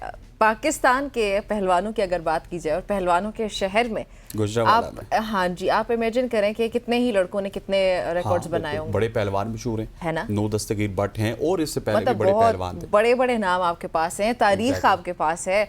लेकिन आपने ये सुना कि आप, बल्कि मैं सुना देती हूँ आपको कि लड़कियों ने भी एक नई तारीख रकम की है, और ये बाहिम्मत बहनें हैं जी, जिन्होंने बहुत सी तकलीफ बर्दाश्त करके कामयाबी के एक नए किस्म का कोई चांद जो हमें देखने को मिला। उन्होंने ना सिर्फ अपनी मेहनत से मेडल्स का अंबार लगा लिया है, बल्कि मुल्क का नाम भी रोशन किया। और यही वजह है शायद कि आज हम अपने प्रोग्राम में उनको इंटरव्यू करने भी जा रहे हैं और उनकी इन कामयाबियों के बारे में जिक्र करने जा रहे हैं। और इनकी वैसे ये जो कामयाबी है हसनैन, मुझे ये लगता है कि वो जो अक्सर हम लोग कहा करते हैं ना कि irrespective of the gender, by the way, कि लड़की है या लड़का है, कुछ भी है, if you want to do something you can do anything. Exactly जी। आज हमारे साथ मौजूद हैं सहर वसीम। सहर, आपको खुश आमदीद कहते हैं, thank you very much for joining अस। सबसे पहले तो ये बताइएगा कि जिस तरह हम एक सवाल करते हैं कि लड़की और फिर लड़की पहलवान या फिर रेसलर या फिर जोडो कराटे वाली, तो ये मतलब पहलवानों को देख देख के या फिर पहलवानों के शहर में रह रहे कि आप पहलवान बन गई, या फिर बचपन से ये शौक था आपको? फर्स्ट ऑफ ऑल मेरा नाम सहर वसीम नहीं है, मेरा नाम सहर वाई है। और जो शौक है जी कास्ट है हमारी की कश्मीरियों की ना। हाँ। और इसके अलावा जो शौक है वो मेरा पैदा हुआ था बेसिकली 2020 में ओलंपिक्स हुई थी। उससे पहले मैंने जूडो थोड़ी देर की थी 2017 में ना। अच्छा। तो तब मैं ऑलमोस्ट 9th क्लास में थी, तो नॉन सीरियस थी। लेकिन जब ओलंपिक्स हुई तो उसके बाद मेरा दिल किया कि 2024 की ओलंपिक्स होगी, उसके अंदर मैं जाऊं। तो फिर मैंने मतलब कहने मेहनत स्टार्ट की, और उसके बाद ऐसा कोई इवेंट नहीं है जूडो का और वेट लिफ्टिंग का जो मैंने ना खेला हो। वैसे वेट लिफ्टिंग स्टार्ट किया मुझे ओनली 6 to 7 months हुए। ठीक हो गया। अच्छा, जूडो और वेट लिफ्टिंग मतलब दोनों खेल आप एक साथ खेलती हैं, या फिर एक कोई खेल ऐसा है जिसमें आपकी ग्रिप ज्यादा है और दूसरे खेल को आप बस वैसे ही साथ साथ चलाए रखी हैं? जो मेरी मेन गेम है वो जूडो है, क्योंकि वो मैं ऑलमोस्ट 3 से 4 साल हो गए वो मैं खेल रही हूँ, और उसके अंदर मेरे नेशनल में मेडल्स भी हैं। और जूडो को ही कहने मजीद बेहतर करने के लिए मैंने वेट लिफ्टिंग स्टार्ट की थी। तो जनवरी में मैंने स्टार्ट किया है और मैंने 2 months किया, तो ऑलरेडी मैं ऑल पाकिस्तान जो इंटरवर्सिटी लेवल है उसकी रिकॉर्ड हो गई हूँ। और वहां पर जितनी भी लड़कियां थी, जितनी भी कैटेगरी थी, सबसे ज्यादा वेट मैंने उठाया। तो मैं वैसे कह सकती हूँ कि इस वक्त मेरा दोनों चीजों में ग्रिप ठीक जा रही है। ठीक। अच्छा सहर, बताइएगा, हमने जैसे इंट्रोडक्शन में भी बताया कि आप तो अंबार लगा चुकी हैं बहुत सारे मेडल्स का। अब वो कौन कौन से मेडल्स हैं, कहाँ कहाँ पे आपने उनको हासिल किया, कौन से कॉम्पिटिशन्स थे जो आपने विन किए? मैंने नेशनल लेवल पे नेशनल गेम्स में जो कोयटा में हुई थी, इसके अलावा नेशनल चैंपियनशिप जो पेशावर में हुई थी जूडो में, उसके अंदर मैंने ब्रॉन्ज मेडल लिया। और इसके अलावा जो इंटरवर्सिटी लेवल्स हैं उसके अंदर भी मेरे गोल्ड हैं। जूडो की मैं ओपन वेट कैटेगरी भी खेलती हूँ और अपनी वेट कैटेगरी भी खेलती हूँ। ओपन वेट होता है कि उसके अंदर आपका वेट जितना मर्जी हो, इट डजंट मैटर। कि मेरी जो पहली फाइट थी ना, मेरा वेट 50 kg था, तो मेरी ओपोनेंट का वेट 105 kg था और मैं जीती थी। मेरा उसके अंदर सिल्वर मेडल था। और इसके अलावा ऐसे ही पूरे पाकिस्तान में ऑलमोस्ट मैंने घूम फिर लिए और मेडल्स लिए हैं। अच्छा, बहुत सारे मेडल्स आप ले चुकी हैं, लेकिन मुझे ये बताइएगा कि अब जिस तरह आपका प्लान भी ओलंपिक्स में जाना है, तो पाकिस्तान स्पोर्ट्स बोर्ड की जानिब से कोई रब्ता आपके साथ हुआ है कि नेक्स्ट ओलंपिक्स में आप पाकिस्तान का सब्ज़ हिलाली परचम ओलंपिक्स में भी लहराएं, या फिर नेशनल लेवल पे ही आप फिर अभी तक कंपटीशन लड़ रही हैं? स्पोर्ट्स बोर्ड इस हद तक आप किस हद तक आपको सपोर्ट कर रहा है? बेसिकली तो मुझे जो अपना फ्यूचर है ना, इस सेंस में वो मुझे वेट लिफ्टिंग में ज्यादा ब्राइट नजर आ रहा है, क्योंकि मैं अभी आई हूँ और मुझे ये नजर आ रहा है और मेरे कोचेस भी कह रहे हैं कि मैं इसमें इंटरनेशनली जा सकती हूँ। लेकिन जो जूडो है ना, जूडो में मेरे साथ यही हुआ है कि लास्ट ईयर मुझे ऑलमोस्ट 2 से 3 टूर्नामेंट्स का कहा गया था कि इसके अंदर आप जा सकती हैं, लेकिन उन्होंने ये कहा था कि पीएसबी आपको फाइनेंशियली सपोर्ट नहीं करेगा, अगर आप खुद अपने पैसे लगा सकती हैं तो आप फिर जाएं। ठीक हो गया। अच्छा अच्छा, अभी क्या चल रहा है आजकल सहर, आप क्या कर रही हैं? अभी कोई कंपटीशन होने लगा, उसके लिए आर यू प्रिपेयरिंग और समथिंग? यस, अभी मेरी 7 से 11 अक्टूबर को होनी है नेशनल चैंपियनशिप वेट लिफ्टिंग की, तो अभी उसी की तैयारी चल रही है। ठीक, ठीक नेशनल है। चैंपियनशिप हो रही है, उसकी तैयारी कर रही है, लेकिन ये एक बड़ा अनफॉर्चुनेट है निम्रा कि जिस तरह स्पोर्ट्स बोर्ड की बात की हमने सैर से, तो स्पोर्ट्स बोर्ड इनविटेशन भी दे रहा है और साथ से कह रहा है खर्चा खुद चलाएं। हाँ, मतलब लेकिन सैर मुझे थोड़ी ये अजीब यकीन सी है, बात ये है। यकीन है कि अगर कोई आप मेडल जीत के ले आई ना, तो उसके बाद सबसे पहले ऑनरशिप आपको स्पोर्ट्स बोर्ड की जानिब से आएगी और यही सुनने को मिलेगा सर ये आपका विजन है। ये हमारा असासा है, फिर वो कहेंगे। ये एक बड़ा बिल्कुल अनफॉर्चुनेट, ऐसे ही है, ऐसे ही होता है। ये बड़ा अनफॉर्चुनेट है। लेकिन क्या क्या इन फ्यूचर अगर आपने एक और नेशनल चैंपियनशिप जिसकी आप तैयारी कर रही हैं, जिसका निम्रा ने जिक्र किया, अगर वो आप जीत जाती हैं तो आपके पास इतने फाइनेंसेस मैनेज हो सकते हैं कि आप आगे जाके ओलंपिक्स में पाकिस्तान को रिप्रेजेंट कर सकती हैं? क्योंकि स्पोर्ट्स बोर्ड का तो यही हालत रहेगी, शायद ओलंपिक्स से 6 महीने पहले वो आपको कहें कि सैर साहिबा जाना है तो चलिए, लेकिन साथ ज़्यादा राह भी ले चलिए। मेरा नहीं ख्याल, क्योंकि वैसे तो मैंने एचईसी को रिप्रेजेंट करना है, वो स्कॉलरशिप वगैरह देते हैं, लेकिन इतने आपको पाकिस्तान के अंदर एज ए प्लेयर आपको इतने पैसे नहीं मिलते कि अब जो मेरे जूडो के टूवर्ड्स थे उन्होंने कहा था 6 to 7 लाख, ठीक है। अब मुझे इतने पैसे नहीं मिलते किसी भी गेम के कि मेरा बेशक ब्रॉन्ज मेडल है कि सिल्वर मेडल है या गोल्ड मेडल है, कि मुझे इतने पैसे मिले कि मैं आगे इंटरनेशनली खुद रिप्रेजेंट कर सकूं। हाँ ठीक, और ये कमर्शियल एस्पेक्ट फिर मेरे ख्याल काफ़ी ज़्यादा कमज़ोर है इस गेम में भी, कमर्शियल वैल्यू नहीं है, स्पॉन्सर्स भी इतनी ज़्यादा नहीं होती फिर। जूडो में तो नहीं है, लेकिन जो वेट लिफ्टिंग है उसमें मैंने सुना है कि है, उसमें वो बेचते हैं प्लेयर्स को। हाँ अच्छा ठीक हो गया, तो फिर इसका मतलब यही हुआ कि सहर हमारे यहाँ थोड़े मसाइल हैं पाकिस्तान में खेलों के फ़रोग के लिए, चाहे वो किसी भी खेल की हम बात कर लेते हैं, तो वो फिर मसाइल आपको मजीद क्या मसाइल लगते हैं आपको? अब मसाइल अगर मैं एज ए लड़की बात करूं तो ज्यादा आ जाते हैं, लड़के लड़कियों के तो टोटली होते हैं, लेकिन लड़कियों को जब थोड़े मैं ज्यादा वेटलिफ्टिंग शायद। करती हूँ, जी जी यस, क्योंकि ये जिस जिम के अंदर मैं अभी बैठी हुई हूँ, यहाँ पर सिर्फ मैं और मेरी बहन है जो अकेली लड़कियां जो आके ट्रेनिंग करती हैं, और उसके पीछे भी वजह ये है कि जो मेरे फादर हैं वो खुद एक इंटरनेशनल प्लेयर थे, तो वो हमारे साथ आते हैं। अच्छा ठीक है, अच्छा, जो लड़कियां हैं वो खुद इस तरह के माहौल में आके ट्रेनिंग नहीं कर सकती जहाँ हर तरफ लड़के ही लड़के हैं, सही है, जूडो हो जाए, वेट लिफ्टिंग हो जाए, कोई भी हो जाए, ना ही जो पेरेंट्स हैं वो सपोर्ट करते हैं इस तरह। तो अल्हम्दुलिल्लाह मेरे पेरेंट्स सपोर्टिव हैं, तो अगर मेरे अब्बू ना आए तो फिर मेरी अम्मी आ जाती हैं, लेकिन अगर पेरेंट्स सपोर्टिव ना हो तो फिर लड़कियों के लिए गेम करना बहुत ही मुश्किल है, बेशक वो कोई भी हो। डेफिनेटली, ये बहुत ही अच्छी बात की तो आपने। है बिल्कुल। और आप मुझे ये भी बताइए कि जूडो आप खेल चुकी है, वेट लिफ्टिंग आप कर रही हैं, पहलवानों के शहर से आपका ताल्लुक है, तो कि उस तरफ जाने का मूड तो नहीं बन रहा आपका?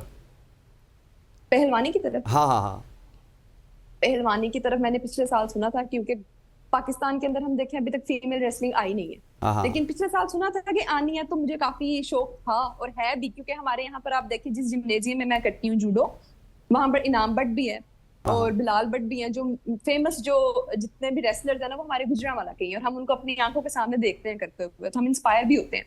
तो मैंने स्टार्ट की थी कि इंटरवर्सिटी होगी, लेकिन हुआ ही नहीं कुछ, अभी तक फीमेल रेसलिंग ही नहीं आई, तो ये एक मतलब बड़ी गलत बात है कि रेसलिंग जो है वो कम से कम पाकिस्तान में आनी चाहिए, क्योंकि पाकिस्तान के काफी ज्यादा मेडल्स हैं इसके अंदर इंटरनेशनली भी, ठीक हो लड़कियों गया। की भी गेम ही नहीं आई।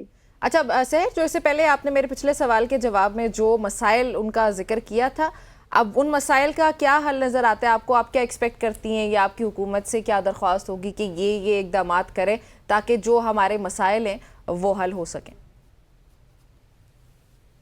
हुकूमत से तो यही दरख्वास्त है कि जो फैसिलिटीज हैं वो जरा ज्यादा की जाएं, ठीक है। जो मेरा शहर है वो एक किस्म का बैकवर्ड भी है, और इसके अंदर जो जिम्नेजियम है ना वो सिर्फ एक इन्होंने बनाया हुआ है, तो एक की जगह ज्यादा जिम्नेजियम होने चाहिए, जो लोकल सतह, यूनियन काउंसिल की सतह के ऊपर ज्यादा उनको फैसिलिटीज देनी चाहिए, ग्राउंड्स देनी चाहिए, ताकि जो लोअर क्लास के बच्चे हैं वो भी आए और गेम वगैरह करें। इन्होंने जिस तरह जिम्नेजियम उसकी फीस रखी हुई है, फीस नहीं होनी चाहिए, फीस का खात्मा किया जाए, ताकि जो जितने भी दूसरी क्लासेस के लोग हैं वो भी आके गेम करें। यहाँ पर सिर्फ ये ट्रेंड है कि जो बाप है उसके बच्चे आके वो प्लेयर का मतलब प्लेयर बन रहे हैं, बेटियां भी उन्हीं की बन रही हैं, बाकी इधर उधर के लोगों की हिम्मत ही नहीं होती कि वो अपने बच्चों को गेम कराएं।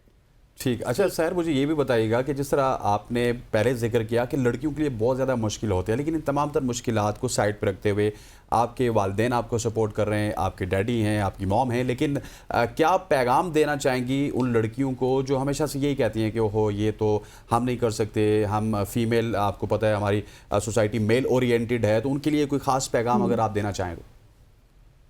बिल्कुल मैं देना चाहती हूँ कि जो लड़कियां हैं ना उनको चाहिए कि वो घरों से बाहर निकलें, वो कॉन्फिडेंट हों, वो इंडिपेंडेंट हों, ठीक है। हमारी सारी मिसकॉन्सेप्शन ये है कि जो लड़कियां उन्हें नाजुक होना चाहिए, उसके बाद उनको किसी ना किसी जो मेल है उसके ऊपर इन्हिसार करना चाहिए, ठीक है, वो खुद मजबूत ना हो, खुद घरों से बाहर ना निकलें। मेरा इससे बिल्कुल ही उल्टा कह लें आप, मतलब कॉन्सेप्शन है, ठीक है। जो पेरेंट्स है ना, खासतौर पर लड़कियों को मैं पैगाम दूं, कोई फायदा नहीं है उस तरह से अगर जो पेरेंट्स है वो ही उनको इजाजत नहीं देंगे।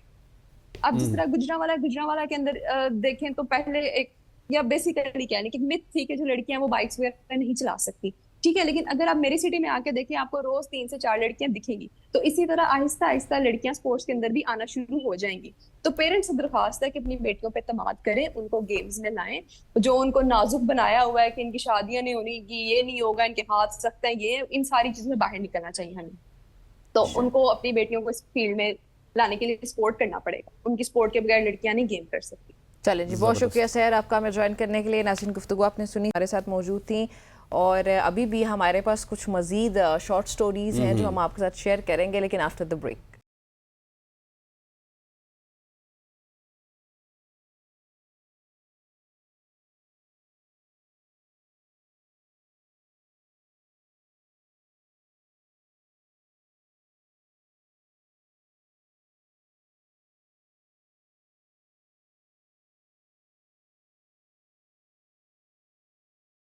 वेलकम बैक टू सुबह की सोच। अब हम कुछ शॉर्ट स्टोरीज के हवाले से बात करेंगे। ये वो शॉर्ट स्टोरीज हैं जो कि हम प्रोग्राम के आगाज़ में शुरू में आपके साथ शेयर करते हैं, लेकिन आज क्योंकि मुल्की सियासत के हवाले से कुछ अहम पेशरफ्त हुई थी जिसके हवाले से हमने पहले हिस्से में सियासत के हवाले से बात की।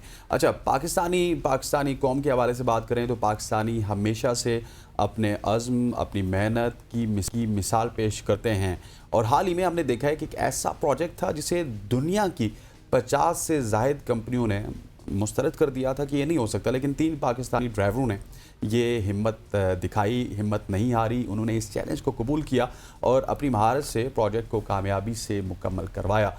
इनकी मेहनत ने साबित कर दिया कि अगर आपके पास अज़म है, जज्बा है, तो कोई भी मुश्किल है वो आसान हो सकती है। ये कहानी ना सिर्फ उन ड्राइवर्स की है बल्कि पूरी कौम की अजमत की भी अक्कासी करती है। और ये हमने देखा है, सिर्फ निमरा ये ड्राइवर्स की कहानी नहीं है, इससे पहले भी पाकिस्तानियों ने बहुत कुछ ऐसा करके दिखाया जो पूरी दुनिया नहीं कर सकी। सो हमारी कौम में वो एबिलिटी है, वो हिम्मत है, वो जज्बा है, वो अज़म है। लेकिन इस वक्त जो मायूसी है ना वो ये है कि हर बंदा बस अपने हाथ में हाथ धरे हुकूमत को देख रहा है। एक बंदा हुकूमत को गाली देगा, दूसरा बंदा अपोजिशन को देगा, या तीसरा बंदा कहेगा नहीं फलां साहब अगर जेल से उठ के यहाँ पे आ जाते तो बेहतर हो जाता, ये साहब जेल में चले जाते तो बेहतर हो जाता।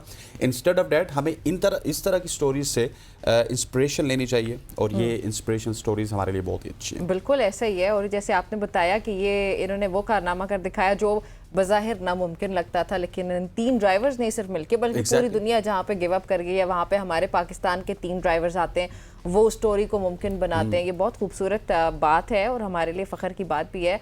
अच्छा, एक और ख़बर भी है हमारे पास, वो शॉर्ट स्टोरी ये है जी कि एशियाई तरक्याती बैंक का पाकिस्तान को $2 अरब की इमदाद देने का ऐलान हुआ। सदर जो है एशियाई तरक्याती बैंक के, उन्होंने पाकिस्तान को नेक्स्ट जो 3 इयर्स हैं इसमें $2 अरब की इमदाद देने का ऐलान किया है। अब ये जो ऐलान है ये सदर मुमलिकत मैं डॉक्टर आसिफ अली जरदारी कहने लगी थी आसिफ अली जरदारी के साथ मुलाकात के दौरान किया गया, जहाँ पे जरदारी साहब ने मौसमियाती तब्दीली के असरात पे भी बातचीत की। आपको पता है क्लाइमेट चेंज पे कुछ बातचीत हुई, फिर उसके अलावा जो हमें इक्तिसादी तौर पे कुछ चैलेंजेस दरपेश हैं उस पर भी बात हुई है। अब उन्होंने जो है वो ADB के ताउन की अहमियत को भी सराहा। ख़ास तौर पे अगर हम 2022 की बात करें, उसमें जो सैलाब आया था उस पर जो इमदाद की गई पाकिस्तान के एशियाई तरक्याती बैंक की तरफ से, उसका सदर साहब ने शुक्रिया अदा किया। फिर ADB ने जो पाकिस्तान की माली ज़रूरियात को तस्लीम किया, जो कि ज़ाहिर है सबको पता है, और उसमें फिर इमदाद की जो यकीन दहानी है उसको भी सराहा है सदर साहब ने। और इस बात में तो कोई शक नहीं है कि हमारे इक्तिसादी तौर पे अगर देखा जाए या हमारी जो माली ज़रूरियात को अगर एशियाती तरक्याती बैंक उसको अगर कबूल कर रहा है तो मेरे ख्याल में ये कोई दैट इज़ गुड ना, दैट इज़ गुड है। लेकिन मतलब क्यों हमेशा हमारे पास मसाइल ही होते हैं कि दूसरे लोग हमें इमदाद ही करें, हम क्यों ना कभी किसी की इमदाद करें? हमें भी तो उस मुल्क बनना चाहिए ना, मैं ये कह रही हूँ। एक तरफ हमें IMF की जानिब से $7 अरब आ रहा है, दूसरी तरफ से हमें ADB की जानिब से देखिए, 2 अरब डॉलर आ रहा है, जी। फिर मेरे ख्याल है रोल ओवर 9 से 10 अरब रुपए का हमने करवा लिया है। लेकिन अब खुदा का खौफ कीजिए और अब ये आखिरी दफ़ा ले लीजिए और इसके बाद ये जो 11-12 अरब रुपया आ रहा है, ये ऐसे कामों पे लगाइए कि जो आपका रेवेन्यू भी जनरेट करे। ये नहीं कि ब्रिजेस पे लगा दिया, पुल पे लगा दिया, रोड्स पे लगा दिया, इंफ्रास्ट्रक्चर पे लगा दिया। अवाम ये के असल मसाइल हाँ, पे नहीं, असल जाके ये मसाइल पे भी पैसा अगर लगाएं नहीं लगाना ना, एटलीस्ट। अब ले ही रहे हैं तो फिर वो लगा भी तो सही एक जगह सेक्टर पे। ले लें, आप IT ले लें, आप IT के ऊपर ये इन्वेस्टमेंट सारी कर देंगे तो मेरा ख्याल है कि टूरिज्म पे कर लें। अगर 10 अरब डॉलर आप IT पे लगा दें, लेट्स सपोज, वैसे तो हम नहीं लगाएंगे, हमारे पास खाने के लिए पैसा नहीं है, लेकिन अगर लगा दें तो मेरा ख्याल है कि उसमें डबल ट्रिपल बहुत सारी चीज़ें हो सकती देखिए, हैं। हम हर रोज हंसते हैं, स्टोरीज शेयर करते हैं, टैलेंट की कमी नहीं है। पिछली स्टोरी जो आपने शेयर की है वो भी इसी बात का, एक ही लाइन को अगर आप पकड़ के बैठ जाए, हमारी पोटेंशियल इतना ज़्यादा है हमारी आवाम में, हमारी जो पॉपुलेशन है वो मेजॉरिटी है ही यूथ पे कंसिस्ट करती है, वो अंडर 30 एज के बहुत सारे लोग हैं हमारे पास। आप उनका इस्तेमाल करें, बजाय ये कि दूसरे ममालिक उनका इस्तेमाल करें। हमारा यहाँ से जो कीमती असासा है, जो हमारी यूथ है, हमारी जो बैकबोन है, वो यहाँ से उठ के दीगर ममालिक में जा रहे हैं और वहाँ पर जाके अपनी सर्विसेज दे रहे हैं। तो इसका मतलब ये है ना कि यहाँ पे उनको उनका वो रिवॉर्ड नहीं मिल रहा था, इसलिए वो मुल्क छोड़ के जा रहे हैं। इसका मतलब ये है कि ये चाहते नहीं है कि यहाँ पे यूथ रहे, यूथ बाहर रहे तो ज़्यादा बेहतर है। लेकिन अगली स्टोरी की जानिब चलते हैं, ये भी अच्छी स्टोरी है। एक तरफ पाकिस्तान को कर्जा मिल रहा है, दूसरी तरफ स्नूकर वर्ल्ड कप जारी है, जिसमें पाकिस्तान के अरशद इकबाल ने सेमीफाइनल के लिए क्वालिफाई कर लिया है। सेमीफाइनल में वो पहुंच गए। मंगोलिया में खेले गए क्वार्टर फाइनल में अरशद इकबाल ने चीन के हरीफ को 4-3 से शिकस्त दी। अब सेमीफाइनल में अरशद इकबाल साइप्रस के माइकल जार्गियोस से मुकाबला करेंगे और दूसरी जानिब पाकिस्तान के उवैस मुनीर को क्वार्टर फाइनल में शिकस्त का सामना करना पड़ा। उन्हें ईरान के अली ग्रागोजोरो ने शिकस्त दी और शिकस्त से दोचार किया। लेकिन अरशद इकबाल जिस तरह के प्लेयर हैं, मैं समझता हूं कि वो सेमीफाइनल अगर जीते हैं तो फाइनल में भी पाकिस्तान वर्ल्ड कप स्नूकर का फाइनल जीत सकता है। And that is a very very good story for me. Sports की कोई स्टोरी हो, पाकिस्तान की टीम सेमीफाइनल में पहुंचे, फाइनल में पहुंचे, तो आपको पता है कि मुझसे ज़्यादा पाकिस्तान में किसको खुशी होगी। मॉर्निंग शो होस्ट में बात कर रहा हूँ, मॉर्निंग शो होस्ट में बात कर रहा हूँ। हाँ, वो तो ठीक है, सबसे ज़्यादा मुझे होगी ना, क्योंकि स्पोर्ट्स का बंदा हूँ। चलिए ठीक है, फिर आप खुद को मॉर्निंग शो से निकाल रहे खुद ही। अब मैंने कुछ भी नहीं कहा, मैं उधर से आया हूँ, आया उधर से हूँ, लेकिन रास्ता बहुत ठीक हो गया, ठीक हो गया। चले, ये भी बेहतरीन है। मुल्की मईशत में बेहतरी, ये मैंने एक फ्रेज यूज किया। फिर उसके बाद टेक्सटाइल की बरामदात में इजाफा, ये दूसरा ये सेंटेंस मेरा मुकम्मल हुआ। अच्छी बात है भाई कि बरामदात में इजाफे की कोई खबर आपके साथ शेयर करने लगी हूँ। वो ये कि पाकिस्तान के टेक्सटाइल ग्रुप की बरामदात जो 2024 है, हमारा ये जो फिस्कल ईयर चल रहा है, इसमें 25 के 2024 to 25 के पहले 2 महीने में 5.37% बढ़कर $2.915 बिलियन तक पहुंच गई है। जबकि कुल बरामदात की अगर बात की जाए तो वो 14.42% से बढ़कर 5.069 बिलियन डॉलर हो गई हैं। जो कि अगस्त 2024 की अगर बात की जाए हसनैन, तो टेक्सटाइल बरामदात में 12.99% की सालाना और फिर 29.3% की माहाना इजाफा जो है वो देखा गया। लेकिन कपास के जो धागा है उसकी बरामदात की अगर मैं आपको बताऊं तो उसमें 45% की कमी हुई है। ये थोड़ा सा ज़रा बुरी सूरत हाल होगी। बहरहाल चावल की बरामदात की बात की जाए तो 98.58% का ज़बरदस्त इजाफा हुआ। ये खुशी की बात है, खुशाइंद बात है, जो कि 464 बिलियन डॉलर तक पहुंच चुकी है अब इस वक्त। अगर आप 400 बिलियन तक पहुंची तो फिर तो मैं खुश हो जाता। मिलियन सॉरी, मैंने गलती से 464 बिलियन होती तो भाई हमने शो छोड़ के बाहर चला जाना था। बारिश हो रही है इस वक्त। नहीं, I just said it out of nowhere, वो गलती से हो गया। 464.667 ये पर्टिकुलरली मिलियन डॉलर जो है इस तक ये पहुंच गई है। चले जी, अल्लाह करे। अगर बिलियन डॉलर होता ना तो हमें मैंने तो शो छोड़ देना था। मैंने वही देखा, मैंने कहा यार ये मिलियन है, बिलियन है। अगर बिलियन होता मैं छोड़ के चला जाता यार कि 464 बिलियन डॉलर पाकिस्तान में आ रहा है तो फिर काम करने की जरूरत क्या है? आवाम तो भाई माला माल हो गया। एग्जैक्टली, आगे बढ़ते हैं जी। और इसके बाद अगली स्टोरी है वो ये है कि यूरोप में शदीद बारिशें हो रही हैं और सैलाब ने इटली में मराकश में तबाही मचाई है। और एक वीडियो में मराकश के सहरा की बात की जाए तो जहाँ पे शदीद बारिश के बाद बड़े तालाब का मंजर पेश किया गया। तूफान बोरिस मतलब ये सहरा में एग्जैक्टली वस्ती और मशरकी यूरोप के बाद इटली का रुख कर लिया है। क्रोशिया, हंगरी और स्लोवाकिया में भी सैलाब की इमरजेंसी नाफिज कर दी गई है। इससे पहले अगर बात की जाए कहाँ कहाँ पे सैलाब आया, यूरोप की बात की जाए तो पोलैंड में, जमहूरिया चेक में, रोमानिया में और ऑस्ट्रिया में सैलाब ने बड़े पैमाने पर तबाही मचाई है और जिसके नतीजे में अमवात भी हुई। हमने देखा है कि पाकिस्तान के अलावा जहाँ पे भी सैलाब हो अमवात थोड़ी सी कम ही होती है। यहाँ पे भी वैसे 21 अफराद हलाक हुए, जिसके लिए हम यूरोपियन लोगों से ताज़ियत भी करते हैं, और हज़ारों अफराद को महफूज मकामात पे मुंतकिल कर दिया गया है। सो ये अनफॉर्चुनेट स्टोरीज़ हैं, क्योंकि यूरोप के हवाले से हम स्टोरीज़ इस वजह से भी पेश करते हैं कि पाकिस्तानी एक बड़ी तादाद में पूरे यूरोप में मौजूद है। तो अल्लाह करे कि जो तारिकीन वतन है पाकिस्तानी है, अल्लाह उनको महफूज रखे, आमीन। और आप देखें हसनैन, अंदाज़ा लगाएं, ये जो खबर इस वक्त आपने शेयर की, मैंने सुना कि 21 अफराद हलाक हुए, हज़ारों अफराद को मुंतकिल किया गया है, बेचारे बेघर हैं। और ये सब इसलिए हो रहा है कि हम लोग जो है ना क्लाइमेट चेंज को पहचान तो चुके हैं, लेकिन शायद हम उससे अभी भी गाफिल हैं। हम लोग गफलत बरत रहे हैं, हम लोग कोई अपने माहौल का ख्याल नहीं रख रहे हैं। जिस तरफ भी देखें आलूदगी बढ़ती चली जा रही है, और वो हमारी इंसानों की वजह से ही हो रहा है, हमारी गफलत की वजह से। कि हम सब अब जब यहाँ पे हम बैठ के टेलीविजन पे ये बता रहे हैं कि सहरा जहाँ पे है वहाँ पे भी सैलाब आ चुका है, तो फिर इससे वर्स्ट और क्या ही हो सकता है। तो मेरे ख्याल में this is a high time where we have to realise this, and this is the fact कि जहाँ पे हम लोगों को बहुत सोचने की ज़रूरत है। दिस इज़ दैट फैक्ट कि हम लोग भाई बहुत बुरी तरफ जा रहे हैं, ख्याल करना पड़ेगा हमें ज़मीन का। बिल्कुल ऐसे है। निम्रा, आगे बढ़ते हैं। आज हमारे साथ एक ख़ास मेहमान मौजूद हैं जो जड़ी बूटियों के इलाज में माहिर हैं, खुसूसन आंखों की बीमारियों के इलाज से बरसों के तजुर्बे और कुदरती इल्म के गहरे इल्म के साथ वो तमाम तर चीज़ों का इलाज करते हैं। हम इनसे जानेंगे कि आंखों के मसाइल का कुदरती हल क्या हो सकता है, इनका इलाज और आंखों की हिफाजत के लिए क्या कुछ तदाबीर अपनाई जा सकती हैं। इसी के साथ हमारे साथ मौजूद हैं हकीम मूसा साहब। हकीम साहब, आपको खुशामदीद कहते हैं, थैंक यू वेरी मच। सबसे पहले तो ये बताइएगा कि ये आजकल की दुनिया में बहुत कम देखने को मिलता है कि हिकमत से आज भी इलाज जो है वो हो रहा है। तो ये आंखों की हिकमत के हवाले से, आंखों की इलाज के हवाले से थोड़ा सा हमें बताइएगा। जी, पहले नंबर पे सर आ जाता है आंखों की हिफाजत किस तरीके से की जाए। अच्छा, खैर बीमारियां भी होती हैं आजकल के मसरूफ और उलझनों के दौर में।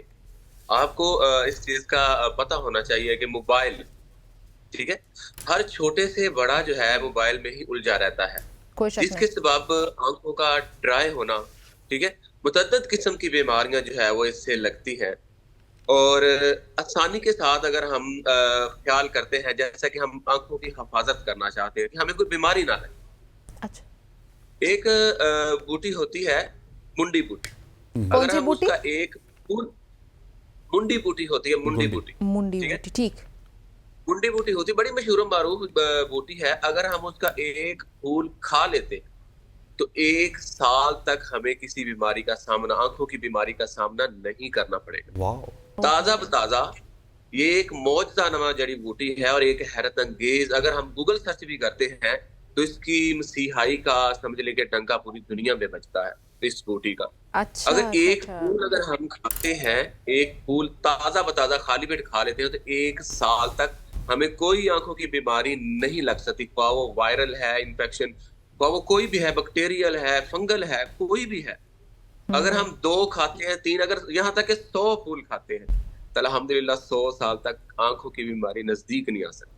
अच्छा, सुभान अल्लाह, सही हो गया। मतलब ये जो आपने एक ही बात बताई है, मैं शशदर रह गई, अभी मैं शौक में हूँ कि वाकई इतनी आसानी से आप अपना इलाज कर सकते हैं। अक्सर वैसे हिकमत में मैंने देखा कि जो हकीम होते हैं ना, डॉक्टर्स को तो हसनैन हम अक्सर प्रोग्राम में बुलाते रहते हैं, लेकिन हिकमत के जो लोग होते हैं वो इस बात पर यकीन रखते हैं कि इंसान की हर एक बीमारी का हल जो है, उसका इलाज वो उसकी किचन तक ही मौजूद है। ऐसे ही होता है हकीम साहब? जी अल्हम्दुलिल्लाह। देखिए, ये मैं नहीं कहता, ये गूगल सर्च करें, ये बड़े बड़े जो हकीम हैं अल्हम्दुलिल्लाह इसको खाने का कहते हैं। इसमें मुतअद्दिद किस्म की जड़ी बूटियां आती हैं, सिर्फ ये एक बड़ी जड़ी बूटी नहीं है, मुतअद्दिद किस्म की जड़ी बूटियां आती हैं। ठीक। अच्छा, ये भी बताइएगा कि वो क्या हमारी आदत आजकल बन चुकी है, क्या कुछ हम करते हैं जिनकी वजह से आंखों के ऊपर बहुत ज़्यादा इफेक्ट आता है, और उनसे मतलब ठीक है हम जड़ी बूटी की तरफ तो बाद में जाएंगे, लेकिन वो क्या चीज़ें हैं कि जो कम करने से हमारी आंखें बच सकती हैं? जी, हमारी आंखें बच सकती हैं। अगर एक सर्च है, फर्ज करें कि हम आंखें खराब क्यों होती, मैंने जैसा कि बताया है कि मोबाइल का बहुत ज्यादा इस्तेमाल। एक लेडी आई हमारे पास बच्चे को लेकर, तो वो कहती है कि मैं, बच्चा था तकरीबन 2 साल का, तो वो कहती है कि मैं घर में मसरूफियत बहुत ज्यादा थी, जो हस्बैंड थे वो मेरे आउट ऑफ कंट्री होते हैं, तो मैं मोबाइल बच्चे के सामने रख के तो वो मैं घर के सारे काम कर लेती, ठीक है। तो बच्चा वो मोबाइल देखता रहता था तो मैं जो है वो काम कर लेती थी सारे। लेकिन हुआ यूं कि 3-4 महीने के बाद जो है वो बच्चे की आंखें यानी कि रेडनेस तो स्टार्टिंग में हो गई थी, और उसके बाद 3-4 महीने के बाद एक तो बच्चा समझ लें कि ज़हनी तौर पर मजबूर हो गया, और दूसरा ये है कि उसकी आंखें भी चली गई। ठीक है, ये मेरे पास वो बच्चे को लेकर आई, मुतअद्दिद बेशुमार डॉक्टरों से भी उसने इलाज कराया, खैर मेरे पास भी आई, लेकिन उसका इलाज मुमकिन नहीं हुआ। मोबाइल का इस्तेमाल, इसको मैं मोबाइल नहीं कहूंगा, ड्रग इन प्लग कहूंगा, ये बिजली पे चलने वाला नशा है। इससे जैसा कि देखा जाए, इसने हमें बहुत ज्यादा सहूलतें भी दी हैं। ऐसा कहना गलत नहीं होगा कि दुनिया एक क्लिक के फासले पर है, हम मोबाइल से हर वो चीज हासिल कर सकते हैं। ऐसा है सर? बिल्कुल ऐसे ही है। दुनिया एक क्लिक के फासले पर है। मोबाइल का बहुत ज्यादा, फर्ज करें कि हम मोबाइल या बुक पढ़ रहे हैं, हम किताब पढ़ रहे हैं, और हम नजर एक टिकटिकी लगाकर पढ़ रहे हैं और आंखें ड्राई हो जाती है, फिर हम आंखों को चपकते हैं, ठीक है, जिसके सबब रड़क पैदा होती है। रड़क पैदा होती है तो रेडनेस पैदा होती है, रेडनेस पैदा होती है तो जाला आना शुरू हो जाता है, और आगे इंसान आंखों में ऐसे ही है। सॉरी आपको इंटरप्ट कर रही हूँ, हमारे साथ एक कॉलर है इफ़त लाहौर से। इफ़त, सवाल बताइएगा। हेलो जी इफ़त, अपना सवाल बताइएगा प्लीज। अच्छा मेरी बात सुने, मेरी ना बेटी है 14 साल की जी, उसकी ना मतलब 6 माह की थी, उसने ना फीड करना ना छोड़ दिया, उसका ना टेढ़ापन आ गया हुआ है। अब उसकी आंखों में ना जब भी काफी वीकनेस है, पट्ठों की वजह से, तो जब भी देखते साइड पे देखेगी, एलडी देखेगी, तब भी मोबाइल भी वो यूज करती है। तो अब ये सवाल है कि हिसाब से 6 माह की बेटी थी, इलाज भी करवाया है, ऐनक भी लगाती है, वो नहीं लगाती, उसको डोज भी डाले हैं, लेकिन वो सही नहीं हो रही है। इसका क्या मसला है? चलें जी, हम हकीम साहब से पूछे। हकीम साहब, आपको सवाल समझ आ गया इफ़त का? जी, टेढ़ापन का शायद कह रहे हैं वो। हाँ जी जी जी जी जी जी, और ग्लासेस भी लगे हैं, ऐनक भी लगी हुई है, ऐसा ही है? जी जी, यही बताया। इंशाल्लाह ये जो जड़ी बूटी बताने लगा हूँ, इसको ऐनक तोड़ भी कहा जाता है। ये ना सिर्फ इंसानों पर वर्क करती है, यकीन करें, ये हैवानों पर भी वर्क करती है। अगर हैवानों की समझ ले कि आंखें, ऊंट है, भैंस है, गाय है, अगर आंखें खराब होती हैं तो उनके मुआलज भी इस जड़ी बूटी से इलाज करते हैं। इस जड़ी बूटी का सिक्का, यकीन करें, ना सिर्फ पाकिस्तान में पैदा, भारत में भी इसके उसाफ और तारीफ से बच्चा वाकफ है। वो जड़ी बूटी है सर्च। सर्च एक बड़ी ही मशहूर मरूफ जड़ी बूटी है। ये सर्च का या सर्च का? सर स्पेलिंग्स अगर बता सकें कुछ, उर्दू में किस तरह लिखते हैं? या सर्च, सीन रे सीन, सर्स। अच्छा ठीक है, सीन रे सीन। ये जड़ी बूटी इफ़त साहिबा अगर आप ले सकती हैं, ठीक है, इसका इस्तेमाल भी उनको बताइएगा जल्दी से। इनका इस्तेमाल कुछ यूं है, इसके ताजा बताजा पत्ते लें, कोई साइड इफेक्ट नहीं इसका। अक्सर औकात होता है कि दिलों में ख्याल आते हैं कि पता नहीं जड़ी बूटियों में कोई नुकसान तो नहीं होते, ऐसा मुमकिन नहीं है। अगर अल्लाह ने जड़ी बूटियों को उगाया है, पैदा किया है, तो इनके सिर्फ फायदे ही रखे हैं, मुतअद्दिद किस्म के फायदे होते हैं। अच्छा, इसका इस्तेमाल तरीका कुछ यूं है कि इसके पत्तों को, ताजा पत्तों को अगर कूट लिया जाए और इनका रस निकाल लिया जाए, और 2-2 कतरे सिर्फ अल्लाह का नाम लेकर आंखों में डाल लिए जाए, यकीन करें खुदावंदे करीम की मेहरबानी से ऐनक भी उतरती है, और साथ ही साथ जो है ये टेढ़ापन जो है इसका भी खात्मा हो जाता है। इसके रस कूट कर, इसका पत्ते कूट कर रस निकाल लें, और बतौर ड्रॉप आंखों में 2-2 कतरे अगर डाल दिए जाए सुबह और शाम, और अल्हम्दुलिल्लाह शिफा हो जाती है और ऐनक से भी निजात हो जाएगी। और इसके पत्ते अगर ताजा 2 खा भी लिए जाए तो ये हैरान को ठीक हो गया। हकीम साहब, हमारे साथ मोहम्मद जुबैर साहब, एक और कॉलर मौजूद है मियां वाली से। जी जुबैर साहब, सवाल पूछिएगा। सवाल यह जी, मेरी साली है तकरीबन 20-22 साल की। अच्छा, उसकी आंखों पे डॉक्टर ने बोला कि मुकम्मल तौर पे चेंज होगी, क्योंकि कोई छौंक के नाम से जो है ना वो बीमारी है, छौं आ गई आंख के आगे ना। अच्छा ठीक, बीमारी कौन सी है? वो कहते हैं आंखों के आगे जो है ना कोई छौं आ गई है, जिस तरह वो अंधेरा आ जाता है, इस तरह। अच्छा ठीक, वो दिन में उसको नजर नहीं आता, कम नजर आते हैं। ठीक हो गया। हकीम साहब, आपने सवाल सुन लिया? सर आप बताइए, जरा आवाज अटक रही है। अच्छा, वो कह रहे हैं क्योंकि ऐसी बीमारी है कि जिसमें वो, मुझे उनकी आवाज उस तरह क्लियर नहीं है, चो के नाम से कुछ कह रहे थे, बीमारी है, आंखों की आंखें अंधेरा सा आ जाता है, और रात को मेरे ख्याल वो देख सकती हैं, दिन को उस तरह देख नहीं सकती, और वो डॉक्टर्स कह रहे हैं कि इनकी आंखें मुकम्मल तौर पे चेंज होंगी। इनके लिए कोई ऐसा इलाज है? इसमें भी मैं आपको बता रहा हूँ कि सर्स एक ऐसी बेखता जड़ी बूटी है। मैं एक और आपको नुस्खा बताता हूँ, जिससे एक बच्ची हादसे का सबब बनी थी, और इस नुस्खे को इस्तेमाल करा के अल्हम्दुलिल्लाह शिफा हुई थी। और बेशुमार बड़े बड़े हकीम जो है इस पे समझ लें कि घुटने टेक चुके थे। तो कहता है शिफा देने वाली वो अल्लाह की जात होती है, चाहे वो जिससे मर्जी दे दे। इसमें एक होती है इट सिट जड़ी बूटी, जिससे बस खपरा भी कहा जाता है। स्पेलिंग्स बता दीजिएगा प्लीज। इट सिट होती है, इट सिट जड़ी बूटी होती है, अलीफ आता है उसमें, ये आती है, टे आता है, इट सिट। गूगल सर्च कर ले, इट सिट जड़ी बूटी होती है। अगर उसके पत्तों का रस निकाल लिया जाए कूट कर, रस, इससे दर्द तकलीफ होगी, जलन जरूर होगी, हम वो पहले बता देते हैं। अच्छा। दर्द तकलीफ जलन जरूर होती है। और वो हादसे के सबब उस बच्ची की ना आंखें चली गई थी, वो नजर नहीं आता था उन्हें, और इस जड़ी बूटी के रस का इस्तेमाल कराया गया। इसका रस इसको कूट ले अच्छे तरीके से पत्तों को, और इसका रस निकाले और कपड़े की मदद से जो है ना इसको निचोड़ ले अच्छे तरीके से। कुछ देर के लिए पड़ा रहे, जो भी ज़रात होंगे वो नीचे बैठ जाएंगे, और ऊपर से इसको रस को निकाल लीजिएगा और अल्लाह का नाम लेकर दो दो कतरे आंखों में डाल ले। इससे दर्द तकलीफ जलन जरूर होगी और अल्हम्दुलिल्लाह इससे शिफा होती है, और इसमें आखिरी हाल यही समझा जाता है। ठीक हो गया। चलें जी, बहुत शुक्रिया हकीम साहब आपका हमें ज्वाइन करने के लिए। वक्त कुछ कम था, मजीद कॉलर्स को भी शामिल करते अपने प्रोग्राम का हिस्सा बनाते। नाज़रीन, ये थी हमारी आज की सुबह की सोच। आपसे मुलाकात होती है कल, तब तक के लिए आप सब ने अपना और अपनों का बहुत सा ख्याल रखना है। इजाज़त दीजिए, अल्लाह हाफ़िज़।